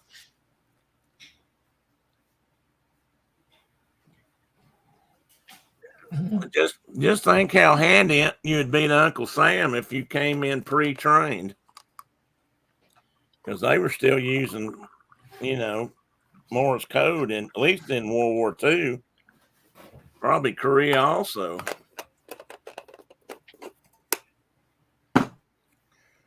Anyway, moving on along. And we got all kinds of goods for the kitchen. The little lady can have a good sewing machine. There's a treadle drive sewing machine. Brenda learned to sew on one like that, with the foot treadle and all that. And down here, I couldn't figure out if these were just for the cabinets or if this included the sewing machine. But it said the high grade Franklin. Perfect sewing and perfect comfort. I mean, it don't get much better than that. Perfect sewing and perfect comfort. How many things do you ever get to do that's perfectly perfect? Not very darn many. I can't even sit down and watch TV perfectly anymore. It hurts my ass. Pardon me.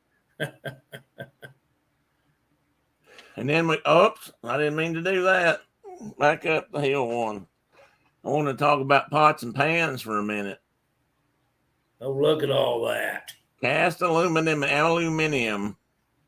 They're aluminum? Some of them are. I'm just ones I can read. The top page is stamped aluminum, and then those lower ones are cast.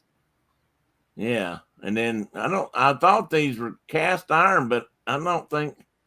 Is that a big enamel pot, the one with the bell on it up there in the corner? I think so, but I think it's aluminum also. Huh. So I pulled out a picture of a page that's got aluminum. Must have been the year that aluminum became popular. That big old pot, though, 74 cents for that money. Scrapping all those airplanes. Yeah. So we got a bunch of cheap aluminum here. Let's make something else. We can gutter. What Sears could help you roof and gutter your house. That looks like meat grinding equipment. And over here we got grinding equipment and food presses. There's a lard and jelly press. Lard and jelly. Is that a coffee grinder right there above your cursor? Yes, it is. Only 95 cents. Yeah, it's adjustable. It's got a hand crank for. You can even put you can put the crank on the side, apparently. Huh? Sausage maker. This thing here on the far left looks like a reloading rig to put powder. That's what sure does. Charge your cartridge. Yeah, handle up, knock the powder in. Powder. Is that a pressure cooker at the bottom?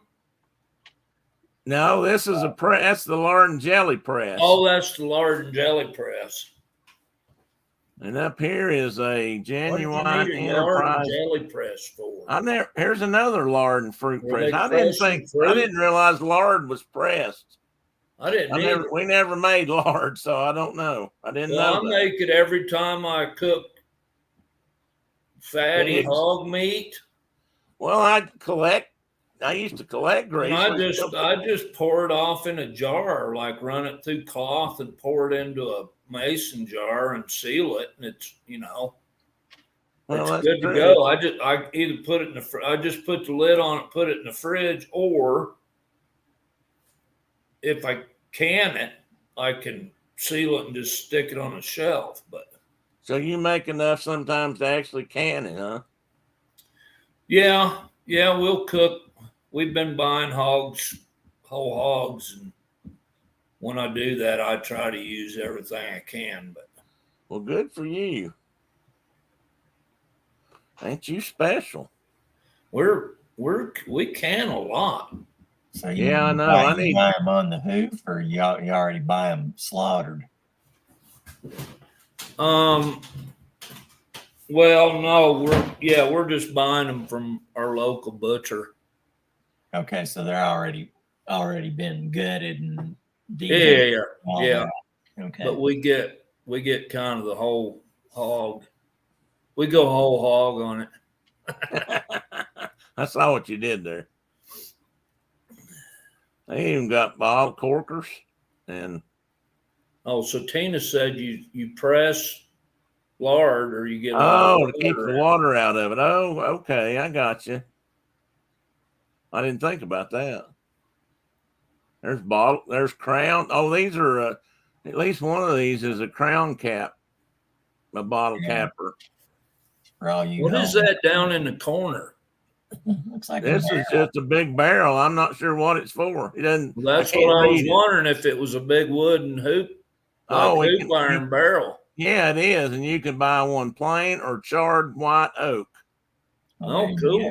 Well, they're referring to them as kegs, but so I don't know what size they are. I'm not sure what makes it different between a keg and a barrel. Small batch bourbon. Yeah. Oh, yeah. I'm sure there was some of that done. Well, remember we used to take one of them to rendezvous. Dad had was about I don't know. It was probably 2 or 3 gallons, maybe. And put water in it. We put water in it. Yeah. Had to swell it every time before we went. Yeah. So, Mark, is your house on this page right here? My house is right here. It is called the Starlight. Hold on. I'm fumbling. It's this house right here. The Starlight. I don't have that one on this page. I saw that one, though. Oh, there's hundreds of them, though. There were hundreds of models. Oh, yeah. And this thing in this year, this is 1926. So this is 20 years after this house was built. But in 1926, the Starlight cost $1,424. The kit did, without a bathroom. And if you wanted a bathroom, it cost $1,542. I guess that's for the fixtures and the extra walls or whatever. And our place originally did not have. It had a great big giant walk-in closet. Yeah. And that was converted to a bathroom eventually by one of the previous owners. But yeah, you said there was a 2-holer out back, didn't you? Yeah, and we had a single out at the barn. So it was like we were good to go in that regard. That's handy. But if you wanted to take a bath, you had to I guess you did the wash basin thing. You drew a tub of water. That's what we used to do. Yeah, you sat in the tub and a round tub. Number 3 wash tub or whatever. Sometimes we used a round one, and sometimes we had like an oblong one. Yeah. And it just depended on what my uncle had on hand at the time. We call those horse troughs. Well, yeah, that's what they were. But that's not what we were using them for. Right. I got two good ones outside that, I mean, I use them for horse water. You could take a nice bath in them, or you can purge your crawfish before your boil. Well, I like this getting into this part because I'm even more I look at some of these, the more I'm amazed at some of the stuff they sold. But over here you got King Air rifles, and you got basic pumps and lever actions. You got a Buck Jones one right there in the middle, Cowboy Buck Jones. He was a Universal Pictures cowboy. That's a Daisy also. Huh? The Buck Jones model is a Daisy. Oh yeah, it is a Daisy. You're right. Well, and I've always wondered if Daisy bought King out, because that top one is your basic Red Ryder. That's basically what we had. Tommy had one that we both saw. I'll tell you what, I'm going to brag just a tiny bit, but I used to be a dead-eye Dickie with one of them things. I mean, I used to shoot bees off the tree. Many a sassy English sparrow fell to those. And down there at the bottom, you got, good old look at the leather boots that come up to your knees there. Those are Chippewa brand, but there's a name for those, isn't there? I can't remember what it is. Lineman's boots is what I've always heard them called. What? Lineman's boots. Lineman boots, that may be right. But here they're selling them for outdoorsy stuff. You got moccasins. Are those waders?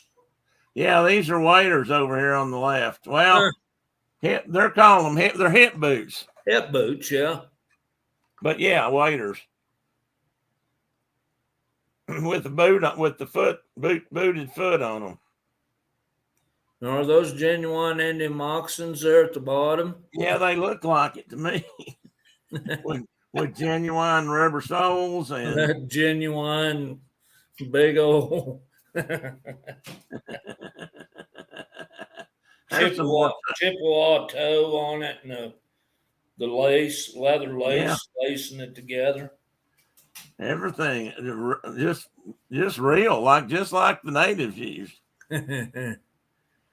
Over here, you got some more Jason. You got some J.C. Higgins Pro Model tennis shoes.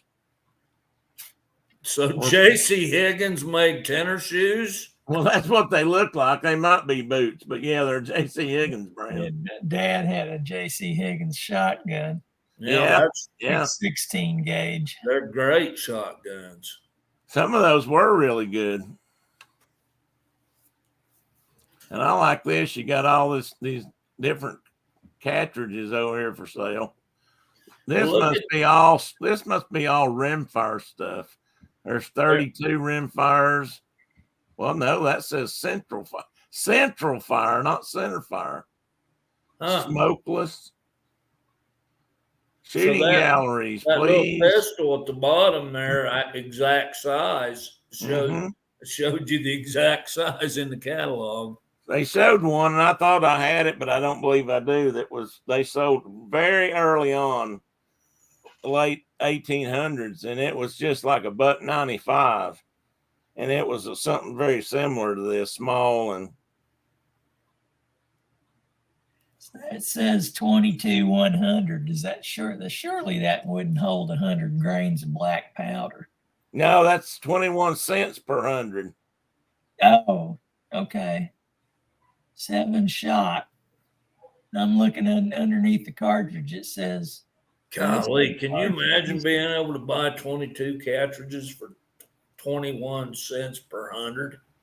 No, especially these days. 24 cents per 100 buys the highest grade smokeless 22 caliber short rimfire cartridges.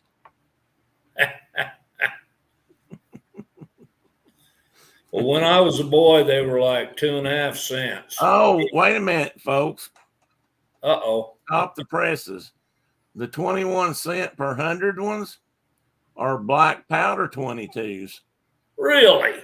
Yep, that's what it says right there. Because on the right, you see 24 cents per 100 will buy you smokeless. So were those 21 centers 22 shorts as well? Yeah, I don't have enough of it to read to tell you. It's cut off. That's not much powder.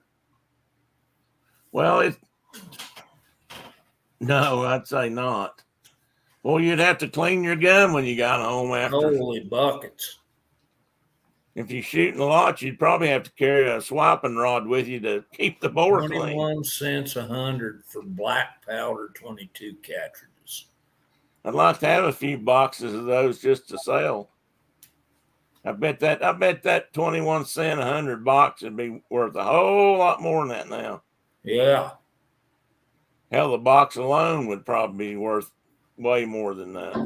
Well, look at the little hammer on that pistol. It looks like a muzzleloader hammer. Yeah, it does. Yeah, it's got the same bends to it and curves. It's called an Ethan Allen Celebrated Cartridge Revolver. There at the fine. Yeah, it is Ethan Allen. Huh. Oh, and you can get it with nickel-plated barrel or an ivory handles or pearl and an engraved barrel for $17. You can get yourself a pearl handle revolver with engraved barrel, $17. You know what? You know what George S. Patton said about that, don't you? Something about pimps or something. Something about pimps. Louisiana whorehouse. Only a pimp in a Louisiana whorehouse would have a pearl handle revolver. His were ivory. His were ivory. That's right.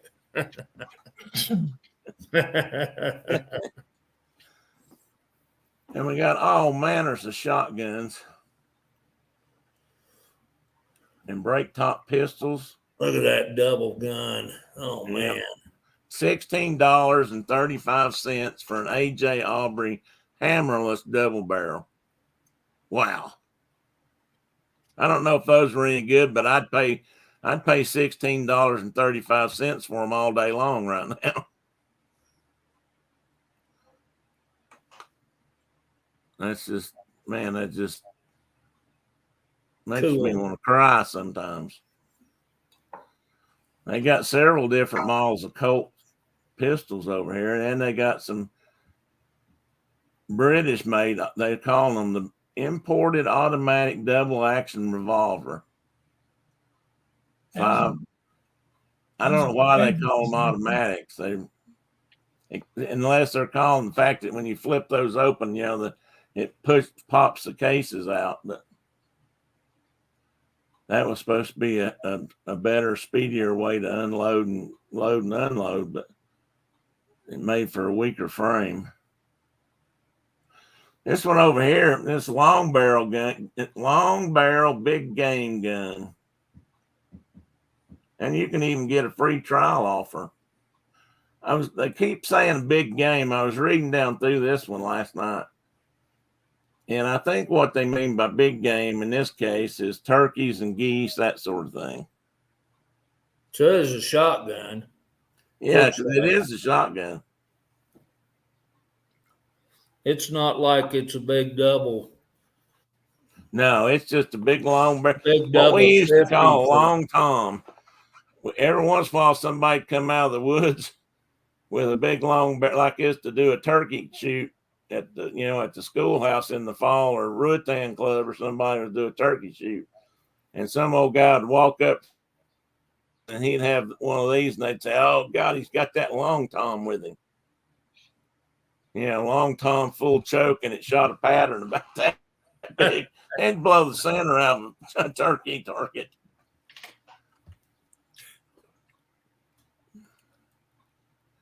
And here we got some more pistoles.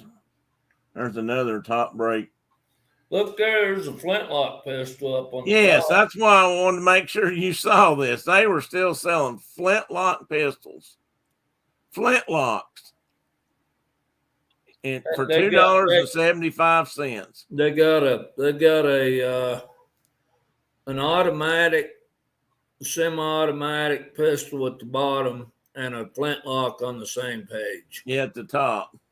This is a 19 1903. I believe this is the 19. This is either a 1900 or a 1903 Colt. They were long slide. This was the precursor to the 1911. Yeah. They were this was one of the pistols they were building to get to the final product, which was the 1911. So that flintlock pistol at the top, it wasn't just like a replica piece or something, was it? Or was it an actual working firearm? No, I think it's a working firearm. I can't read it all.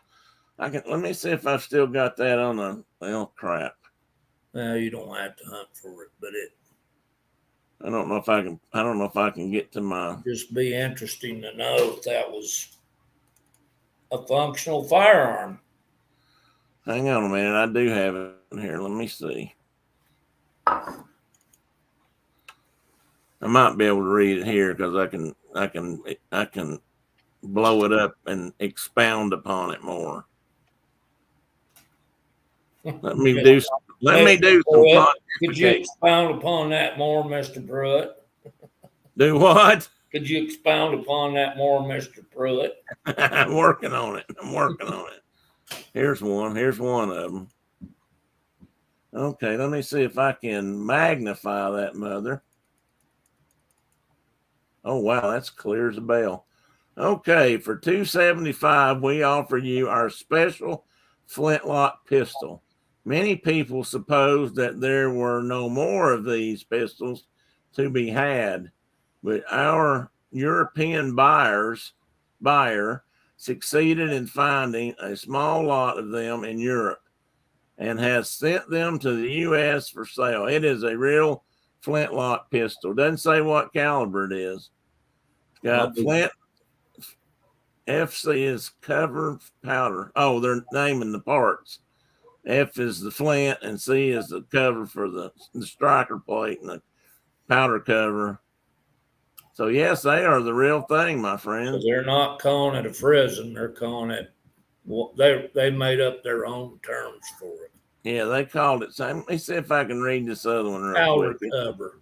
The one at the top of the page has got a lot more information with it, but it's also harder to read. And they're calling that one their 16th century flintlock. I can't read the rest of it. It's not. It's $2 too. Might be the same one, but there's a whole lot more written about it, and I can't read it all. Anyway, pistols, and you could just order one in the mail.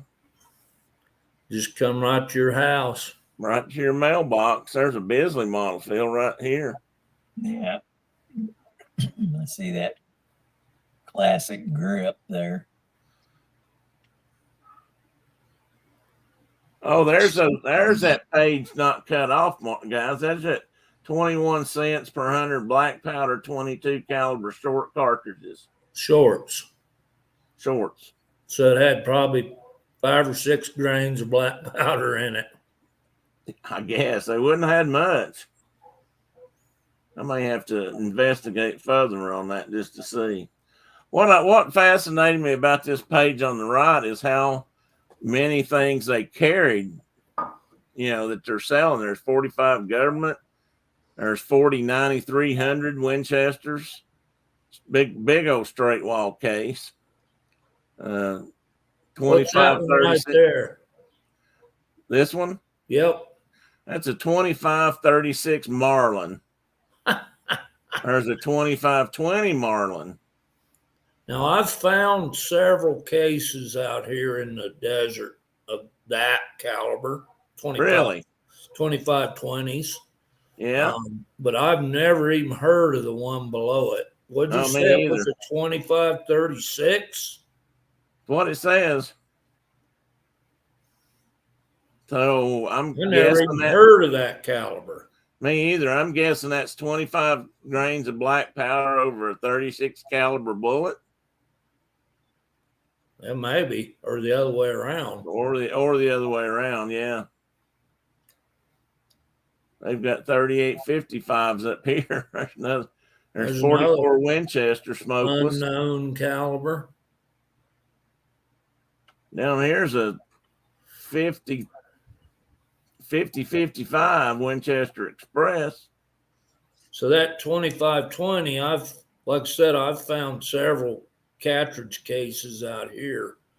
I don't know if they were shooting coyotes with them or what they were doing, or antelope maybe. I don't know.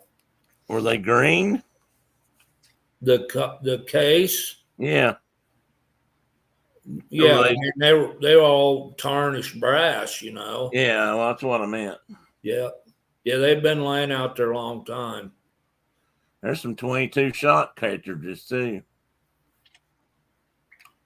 And this bottom picture shows some, I thought it said something about boys' rifles, but Remington, Marlin, Browning, and Winchester, 10% down. And they're showing a lot of these 22 rifles with scopes on them. And I thought they had a rolling block in there, but maybe not. This was a 1950s catalog.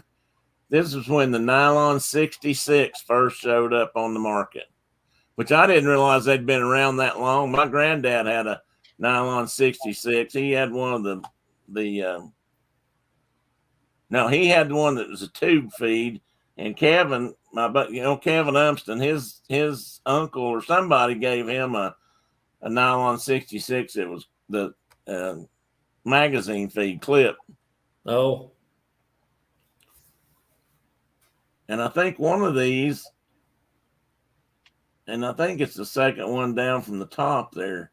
If that's the Browning, I think that might be a takedown, and you load it through the butt. Right there's the loading notch in the butt stock. There's the pump Remington we were talking about yesterday. Well, a 1950s version of it. Right. And Granddad had some kind of bolt action. Still got a octagon barrel on it, or can you even see that? I can't tell. It's just not big enough.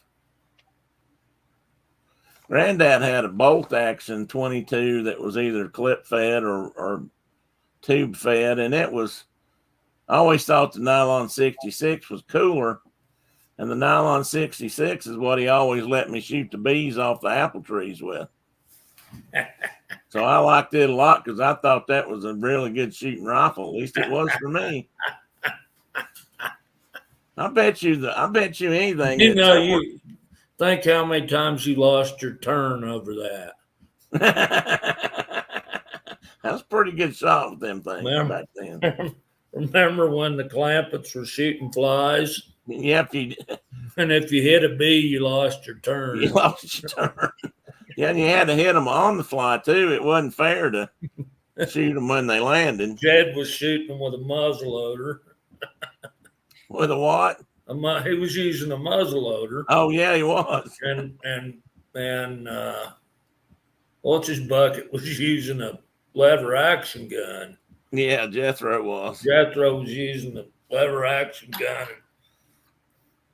And there's some Mr. Drysdale said something like, "You mean to tell me you're shooting those flies off that wall over there from here?" And oh no, we hit them on the wing. And if you hit a bee, you lose your turn. If you hit them when they landed, that wasn't fair game. That wasn't fair play. There's some Stevens rifles, Mark. Oh yeah. And some Merlin Holberts. There's a Marlin. There's a takedown Marlin. I've seen those. Is that a crack? They might have still been making that. There's a Stevens favorite. Vernier Tang sight on it. That's cool. Wouldn't that be special? And here's some more shotguns, double barrels, and we've definitely slipped off our cracker here. Do what? I said the audience thinks we've definitely slipped off our cracker. Our cheese is slid. Hey, Mike, welcome back, buddy. I'm glad somebody came back in. I think we were getting pared down to nobody here but us. I mean, not that that's not a problem, but and again, we got all these cartridges. Look at all the stuff that was still rimfire on that. Is that all still in that same catalog or different ones? I don't know. They didn't say. It could be the same. It might have been different ones. I just had pictures of different pages.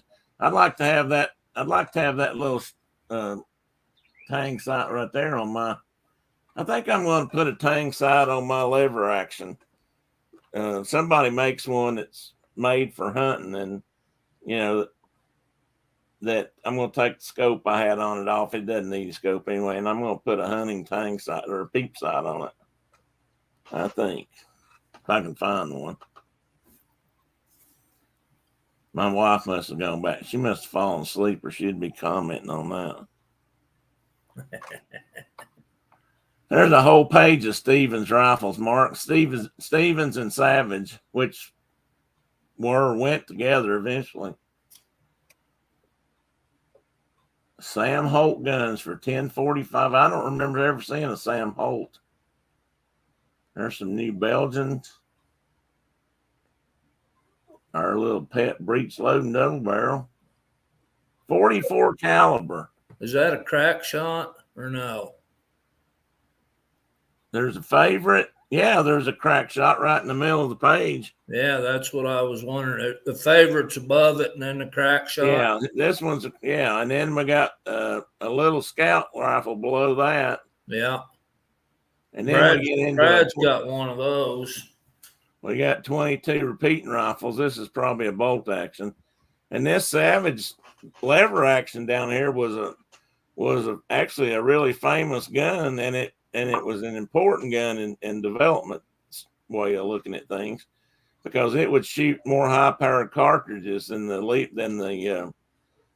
lever guns that everybody else was building. So they could put, like, I don't know, hypothetically, well, the 3,000, 250, 3,000 was higher shooting than the other 30s and that kind of stuff. And they had a really unique lever bolt action combination kind of thing. And I don't know what that little one at the bottom they're calling it. Small game and target. I don't know if that's a Savage single shot or. Looks like anyway, these Savages, 1899 Savage was a big deal in development of hunting rifles. I thought they were ugly. Now I wish I had one. I think back on all the things I could have bought years ago for a little bit of nothing, like your Walther, for example, Phil. Yeah. And now you can't touch that stuff for $1,000. Some of them. And you can buy guitars and banjos and make music to your heart's content. Dobro looking things down at the bottom there. I believe those are like steel guitars, aren't they, down there? Yeah. And we got livestock. You could order you some chickens. And you care, Mark, you can have saddles. There's a side saddle. And a Bunn's Vista saddle. There's a couple of Western saddles there. Yeah. I wonder if that Bunn's Vista up there is like a plantation saddle or something. Up in the corner? Yeah. Because it looks a little bit different than just a pure English. Yeah, that's more of a kind of an Australian style saddle. Maybe. Hornless. A lot of those are. Yeah. Look at the prices. There's a Western saddle for $15.85. Does it say who built it? Gilbert Russett. I don't know if that's a name or style. That's a pony saddle. The one at the top middle is $29.50, and it's a Seagull small seated saddle. I'm getting maybe Reliable. Would that been a company? Yeah, there's one that says Kentucky style saddle, Mark, right in the middle. Yeah. That's probably more of the plantation style. Exactly. The reason I know about that, Phil, is Jennifer actually had one for sale here a while back. Back when she was still with the other company, they had a big farm sale, and they had a couple of old saddles. And I finally figured out with Mark's help, figured out that one of them was what they called a plantation style saddle. Tommy's got a couple of those. Uh-oh. Got company? Fecal matter must be hitting the rotary cooling device. Uh-oh. Oh, we got to talk about this. I got to wait till he comes back. I'll hold that one. That's the last slide I got, but I found that. I don't think Sears ever sold that, but I found it and I couldn't resist. Phil, I'm starting to be like Marge Simpson. Maybe not as high pitched, but yeah, I can't seem to get past my version of it. It always just feels like there's a frog down there, but you just can't cough it up. I know it when I'm sitting here talking this much. I know that the coffee and the dehydration caused it. Okay, Mark, I'll hail this till you got back, brother. This is the last important slide. And you and I discussed this a tiny bit yesterday or whatever day. And it is the famous grave cannon or torpedo, as some called it, or the grave cemetery gun. And that's crazy. These things they're from grave robbing. Yes, so it was a protection against grave robbing. Yeah, and they put them. They trapped grave robbers with these. And they did, and they strung. The way they worked was they strung tripwires around on the grave. Now listen, if you read all this, it'll tell you, I believe, or maybe I read this somewhere else. But cadavers were in such demand at this time period when they were trying to teach doctors and learn about the human body, and this was the only way to get a cadaver, that this became a real issue. I've even read about Benjamin Franklin involved in this kind of stuff in this country. And some people thought it was just horrid that you'd cut into somebody and all that. But this is how they learned about stuff inside us. But they would string wire over graves and around inside a graveyard. And the grave robbers would come in to dig them up. And if they tripped over the wire, they had these guns hidden around the grave sites and in the cemeteries, and they'd blow hell out of them. With flintlocks. Well, yeah, these are flintlocks. I mean, both of those have flintlocks on them. Yeah. And apparently this got to be such a problem, not the grave robbing so much as the spring guns, as some people call them, that they finally passed laws to make them not be illegal because, they had people going in to, put flowers on mama's grave and they forgot to take the tripwires down and somebody got shot walking through the cemetery. Can you imagine that? I cannot. Oh, mama sitting there talking to her and say, if you got anything for me, send me a sign. Boom. But it was resurrection men. Yeah, they called them resurrection men.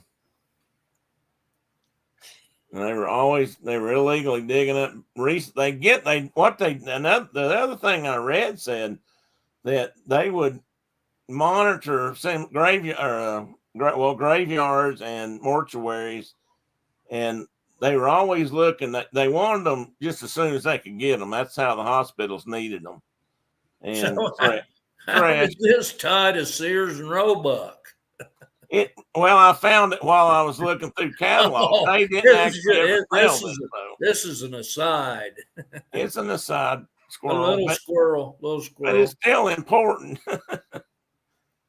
Or funny, or I expected to see them in the Sears and Roebuck catalog. I swear I did. I couldn't find them. I did look.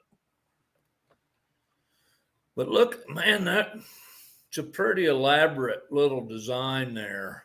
Oh, I know what I was going to say. Let me finish this before I forget it. They got so bad that they would send women in, like a wife of one of the resurrection men, if you will, and they'd send their wives around to funerals in the in a city or whatever, not just so they could find out where the new bodies were, but that was part of her job, but also to check if they had set any grave guns or cemetery guns. Because what they said that what they would do was they would put pegs in the ground where the tripwires were going to be. But the day of the funeral, of course, they wouldn't have any tripwires out because, the family was there and all that. And then that evening, they'd put the tripwires on. So these women kind of mapped out where the tripwires were going to be set by those pegs. And that way their husbands or whatever could have, they said some people would rob the grave, unhook the gun, rob the grave, and then hook it back up like they'd never been there. Mike needs him one of those. It got pretty interesting. I gotta get one of those. I need that for work. Makes it. Tina said, "Served dual purposes, made a new corpse." It created a corpse while they saved another one. I can imagine that the mortuary people probably invented that. Somebody was knocking on his door. Hey, buddy, you decided to join us? Come up over here. Come here. Come up and get in your chair. Come here. Oh, I got to tell Mark when he gets back. We had an exciting time yesterday, Phil. Yeah. Yeah. I'm sitting here, and I still got this stuff piled up here. I was supposed to move this out and bring something else in the other day, and the girls couldn't come down, so I've got a bunch of stuff unloaded off my bar there. That's why I don't have my flags up today. I couldn't get to them. But he jumped down all of a sudden and went running over towards the door, and I helped. Brenda had some tubs here that she was getting ready to fill up with dirt, and so I had to move them out, and he got in here, and I couldn't figure out what he was after. And he got over in the sliding door frame, and he was after something over there. And finally, I saw it. I flipped over. I have a stick in my sliding door, as an extra lock. I flicked it up to get it out of the way, and there was a skink about this long. And it was a broadhead, kind of, it was almost mature. I mean, I would say it was, but it hadn't got the great big head. It wasn't that kind. It wasn't that old. But he started chasing the damn thing, and he worked all through these boxes, and he hunted back and forth. And tell Mark, say, Mark, my Smilodon came out, and I caught that bastard. He did? Yeah, oh yeah, he did several times. And he bit the tail off. He'd grab it by the tail, of course, and then it'd break off and run away. And it did that twice, and then it got down where it did. All it had was a stub. And I finally caught it, and we took it outside and turned it loose. I don't know if it survived or not. But he had a big old time with that thing yesterday, didn't you? You were hunting he said I was hunting the mighty lizards like my ancestors did. Smilodon. Yeah. That was fun, wasn't it? You had a blast with that. And I'm pretty sure he's still looking for another one today. Still looking for more lizards. I don't know how it got in the house unless we'd left the door open going in and out a little bit. But I think the lizard had a hold of a bug. Again, a bug had crawled in through the door. They can get under it a little bit. And they had that, and I think that's what he had. Diana said he can now join the killer club. Oh, Tina, he could have joined the killer club sometime back. They've caught mice in the house before, and he's hell on mice. He's not the mouser that Spooky was, but he's pretty close. And he don't like to turn them loose. He don't like to share them. Say, they're mine when I catch them. Chloe's pretty good too, and she usually senses if we've got one in the house, they'll hide and run under the stove or something, and Chloe will find them, and she'll lay there and wait for hours till they pop out somewhere. Anyway, I believe that slide is all, and now we got the end. And I thought I'd just get, fancy and do this like they do on Yellowstone in 1888 or whatever the other movie was, or 1923, and they said it's an American origin story on theirs, and so I put that on here: American origin story of two brothers. I just thought that looked classy. It does look classy.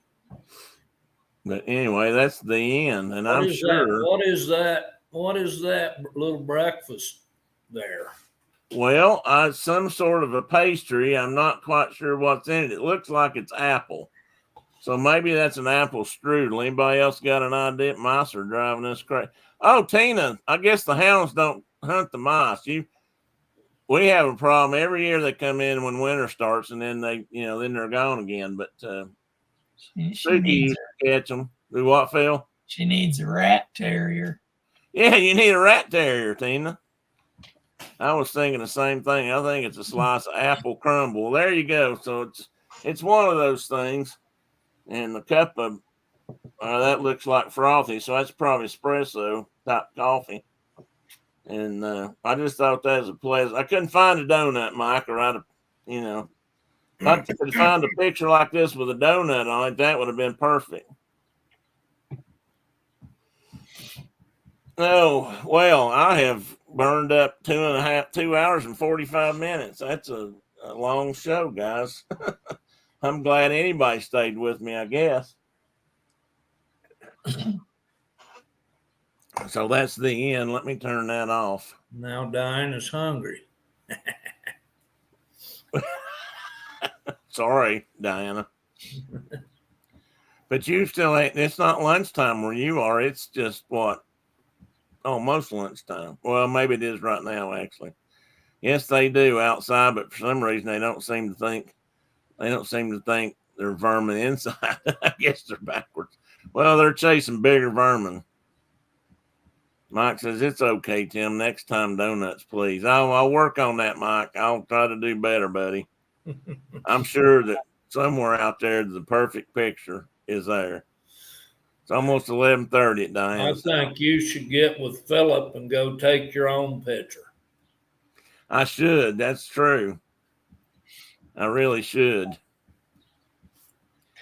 Tina says it is apple. She believes it is apple strudel. I think that's what it is. We look like the Smith brothers. Well, that's okay. I don't have enough hair for the Smith brothers even. If we went out and had bib overalls on, and we could go hang out around the Smokies, and people would probably want to take our pictures. Yeah. They'd think you were on Moonshiners. Authentic hillbillies. Holy buckets, look at all these dogs. Look at all these dogs. You got more dogs? Well, no, just okay. My 5 and the son's 2. There's just 7 dogs in the house. Oh boy. And a grandboy. And a grandchild. Grandboy. Well, we hadn't seen Crockett today, so I wasn't sure if he was there or not. Don't start that. He's been quiet if he is. Who? Crockett. Grandboy. Let's go have a banana. They've been outside. Oh, hey, okay. Crockett. Come here, bud. No, he's off. Man. He's got adventuring to do. Yeah. How's him and your new one get along? Oh, they're just wrestling around, going crazy. It's funny because she started out his same height. Now she's about 6 inches taller than he is. She's growing like a weed. Well, she's always she'll be taller than him from now on then. Yep, forever. Yep. Well, I thought I cut that You got, well, I did turn it off. Why is it not turned off over here? What do you mean? Never mind. I was still seeing my slideshow like it was still up, but I'd turned it off here, but it was still covering my screen. Never mind. Yeah, it's not on here. No, I got it. I got it squared away. Well, guys, I sure do appreciate it. Phil, thanks for coming in, buddy.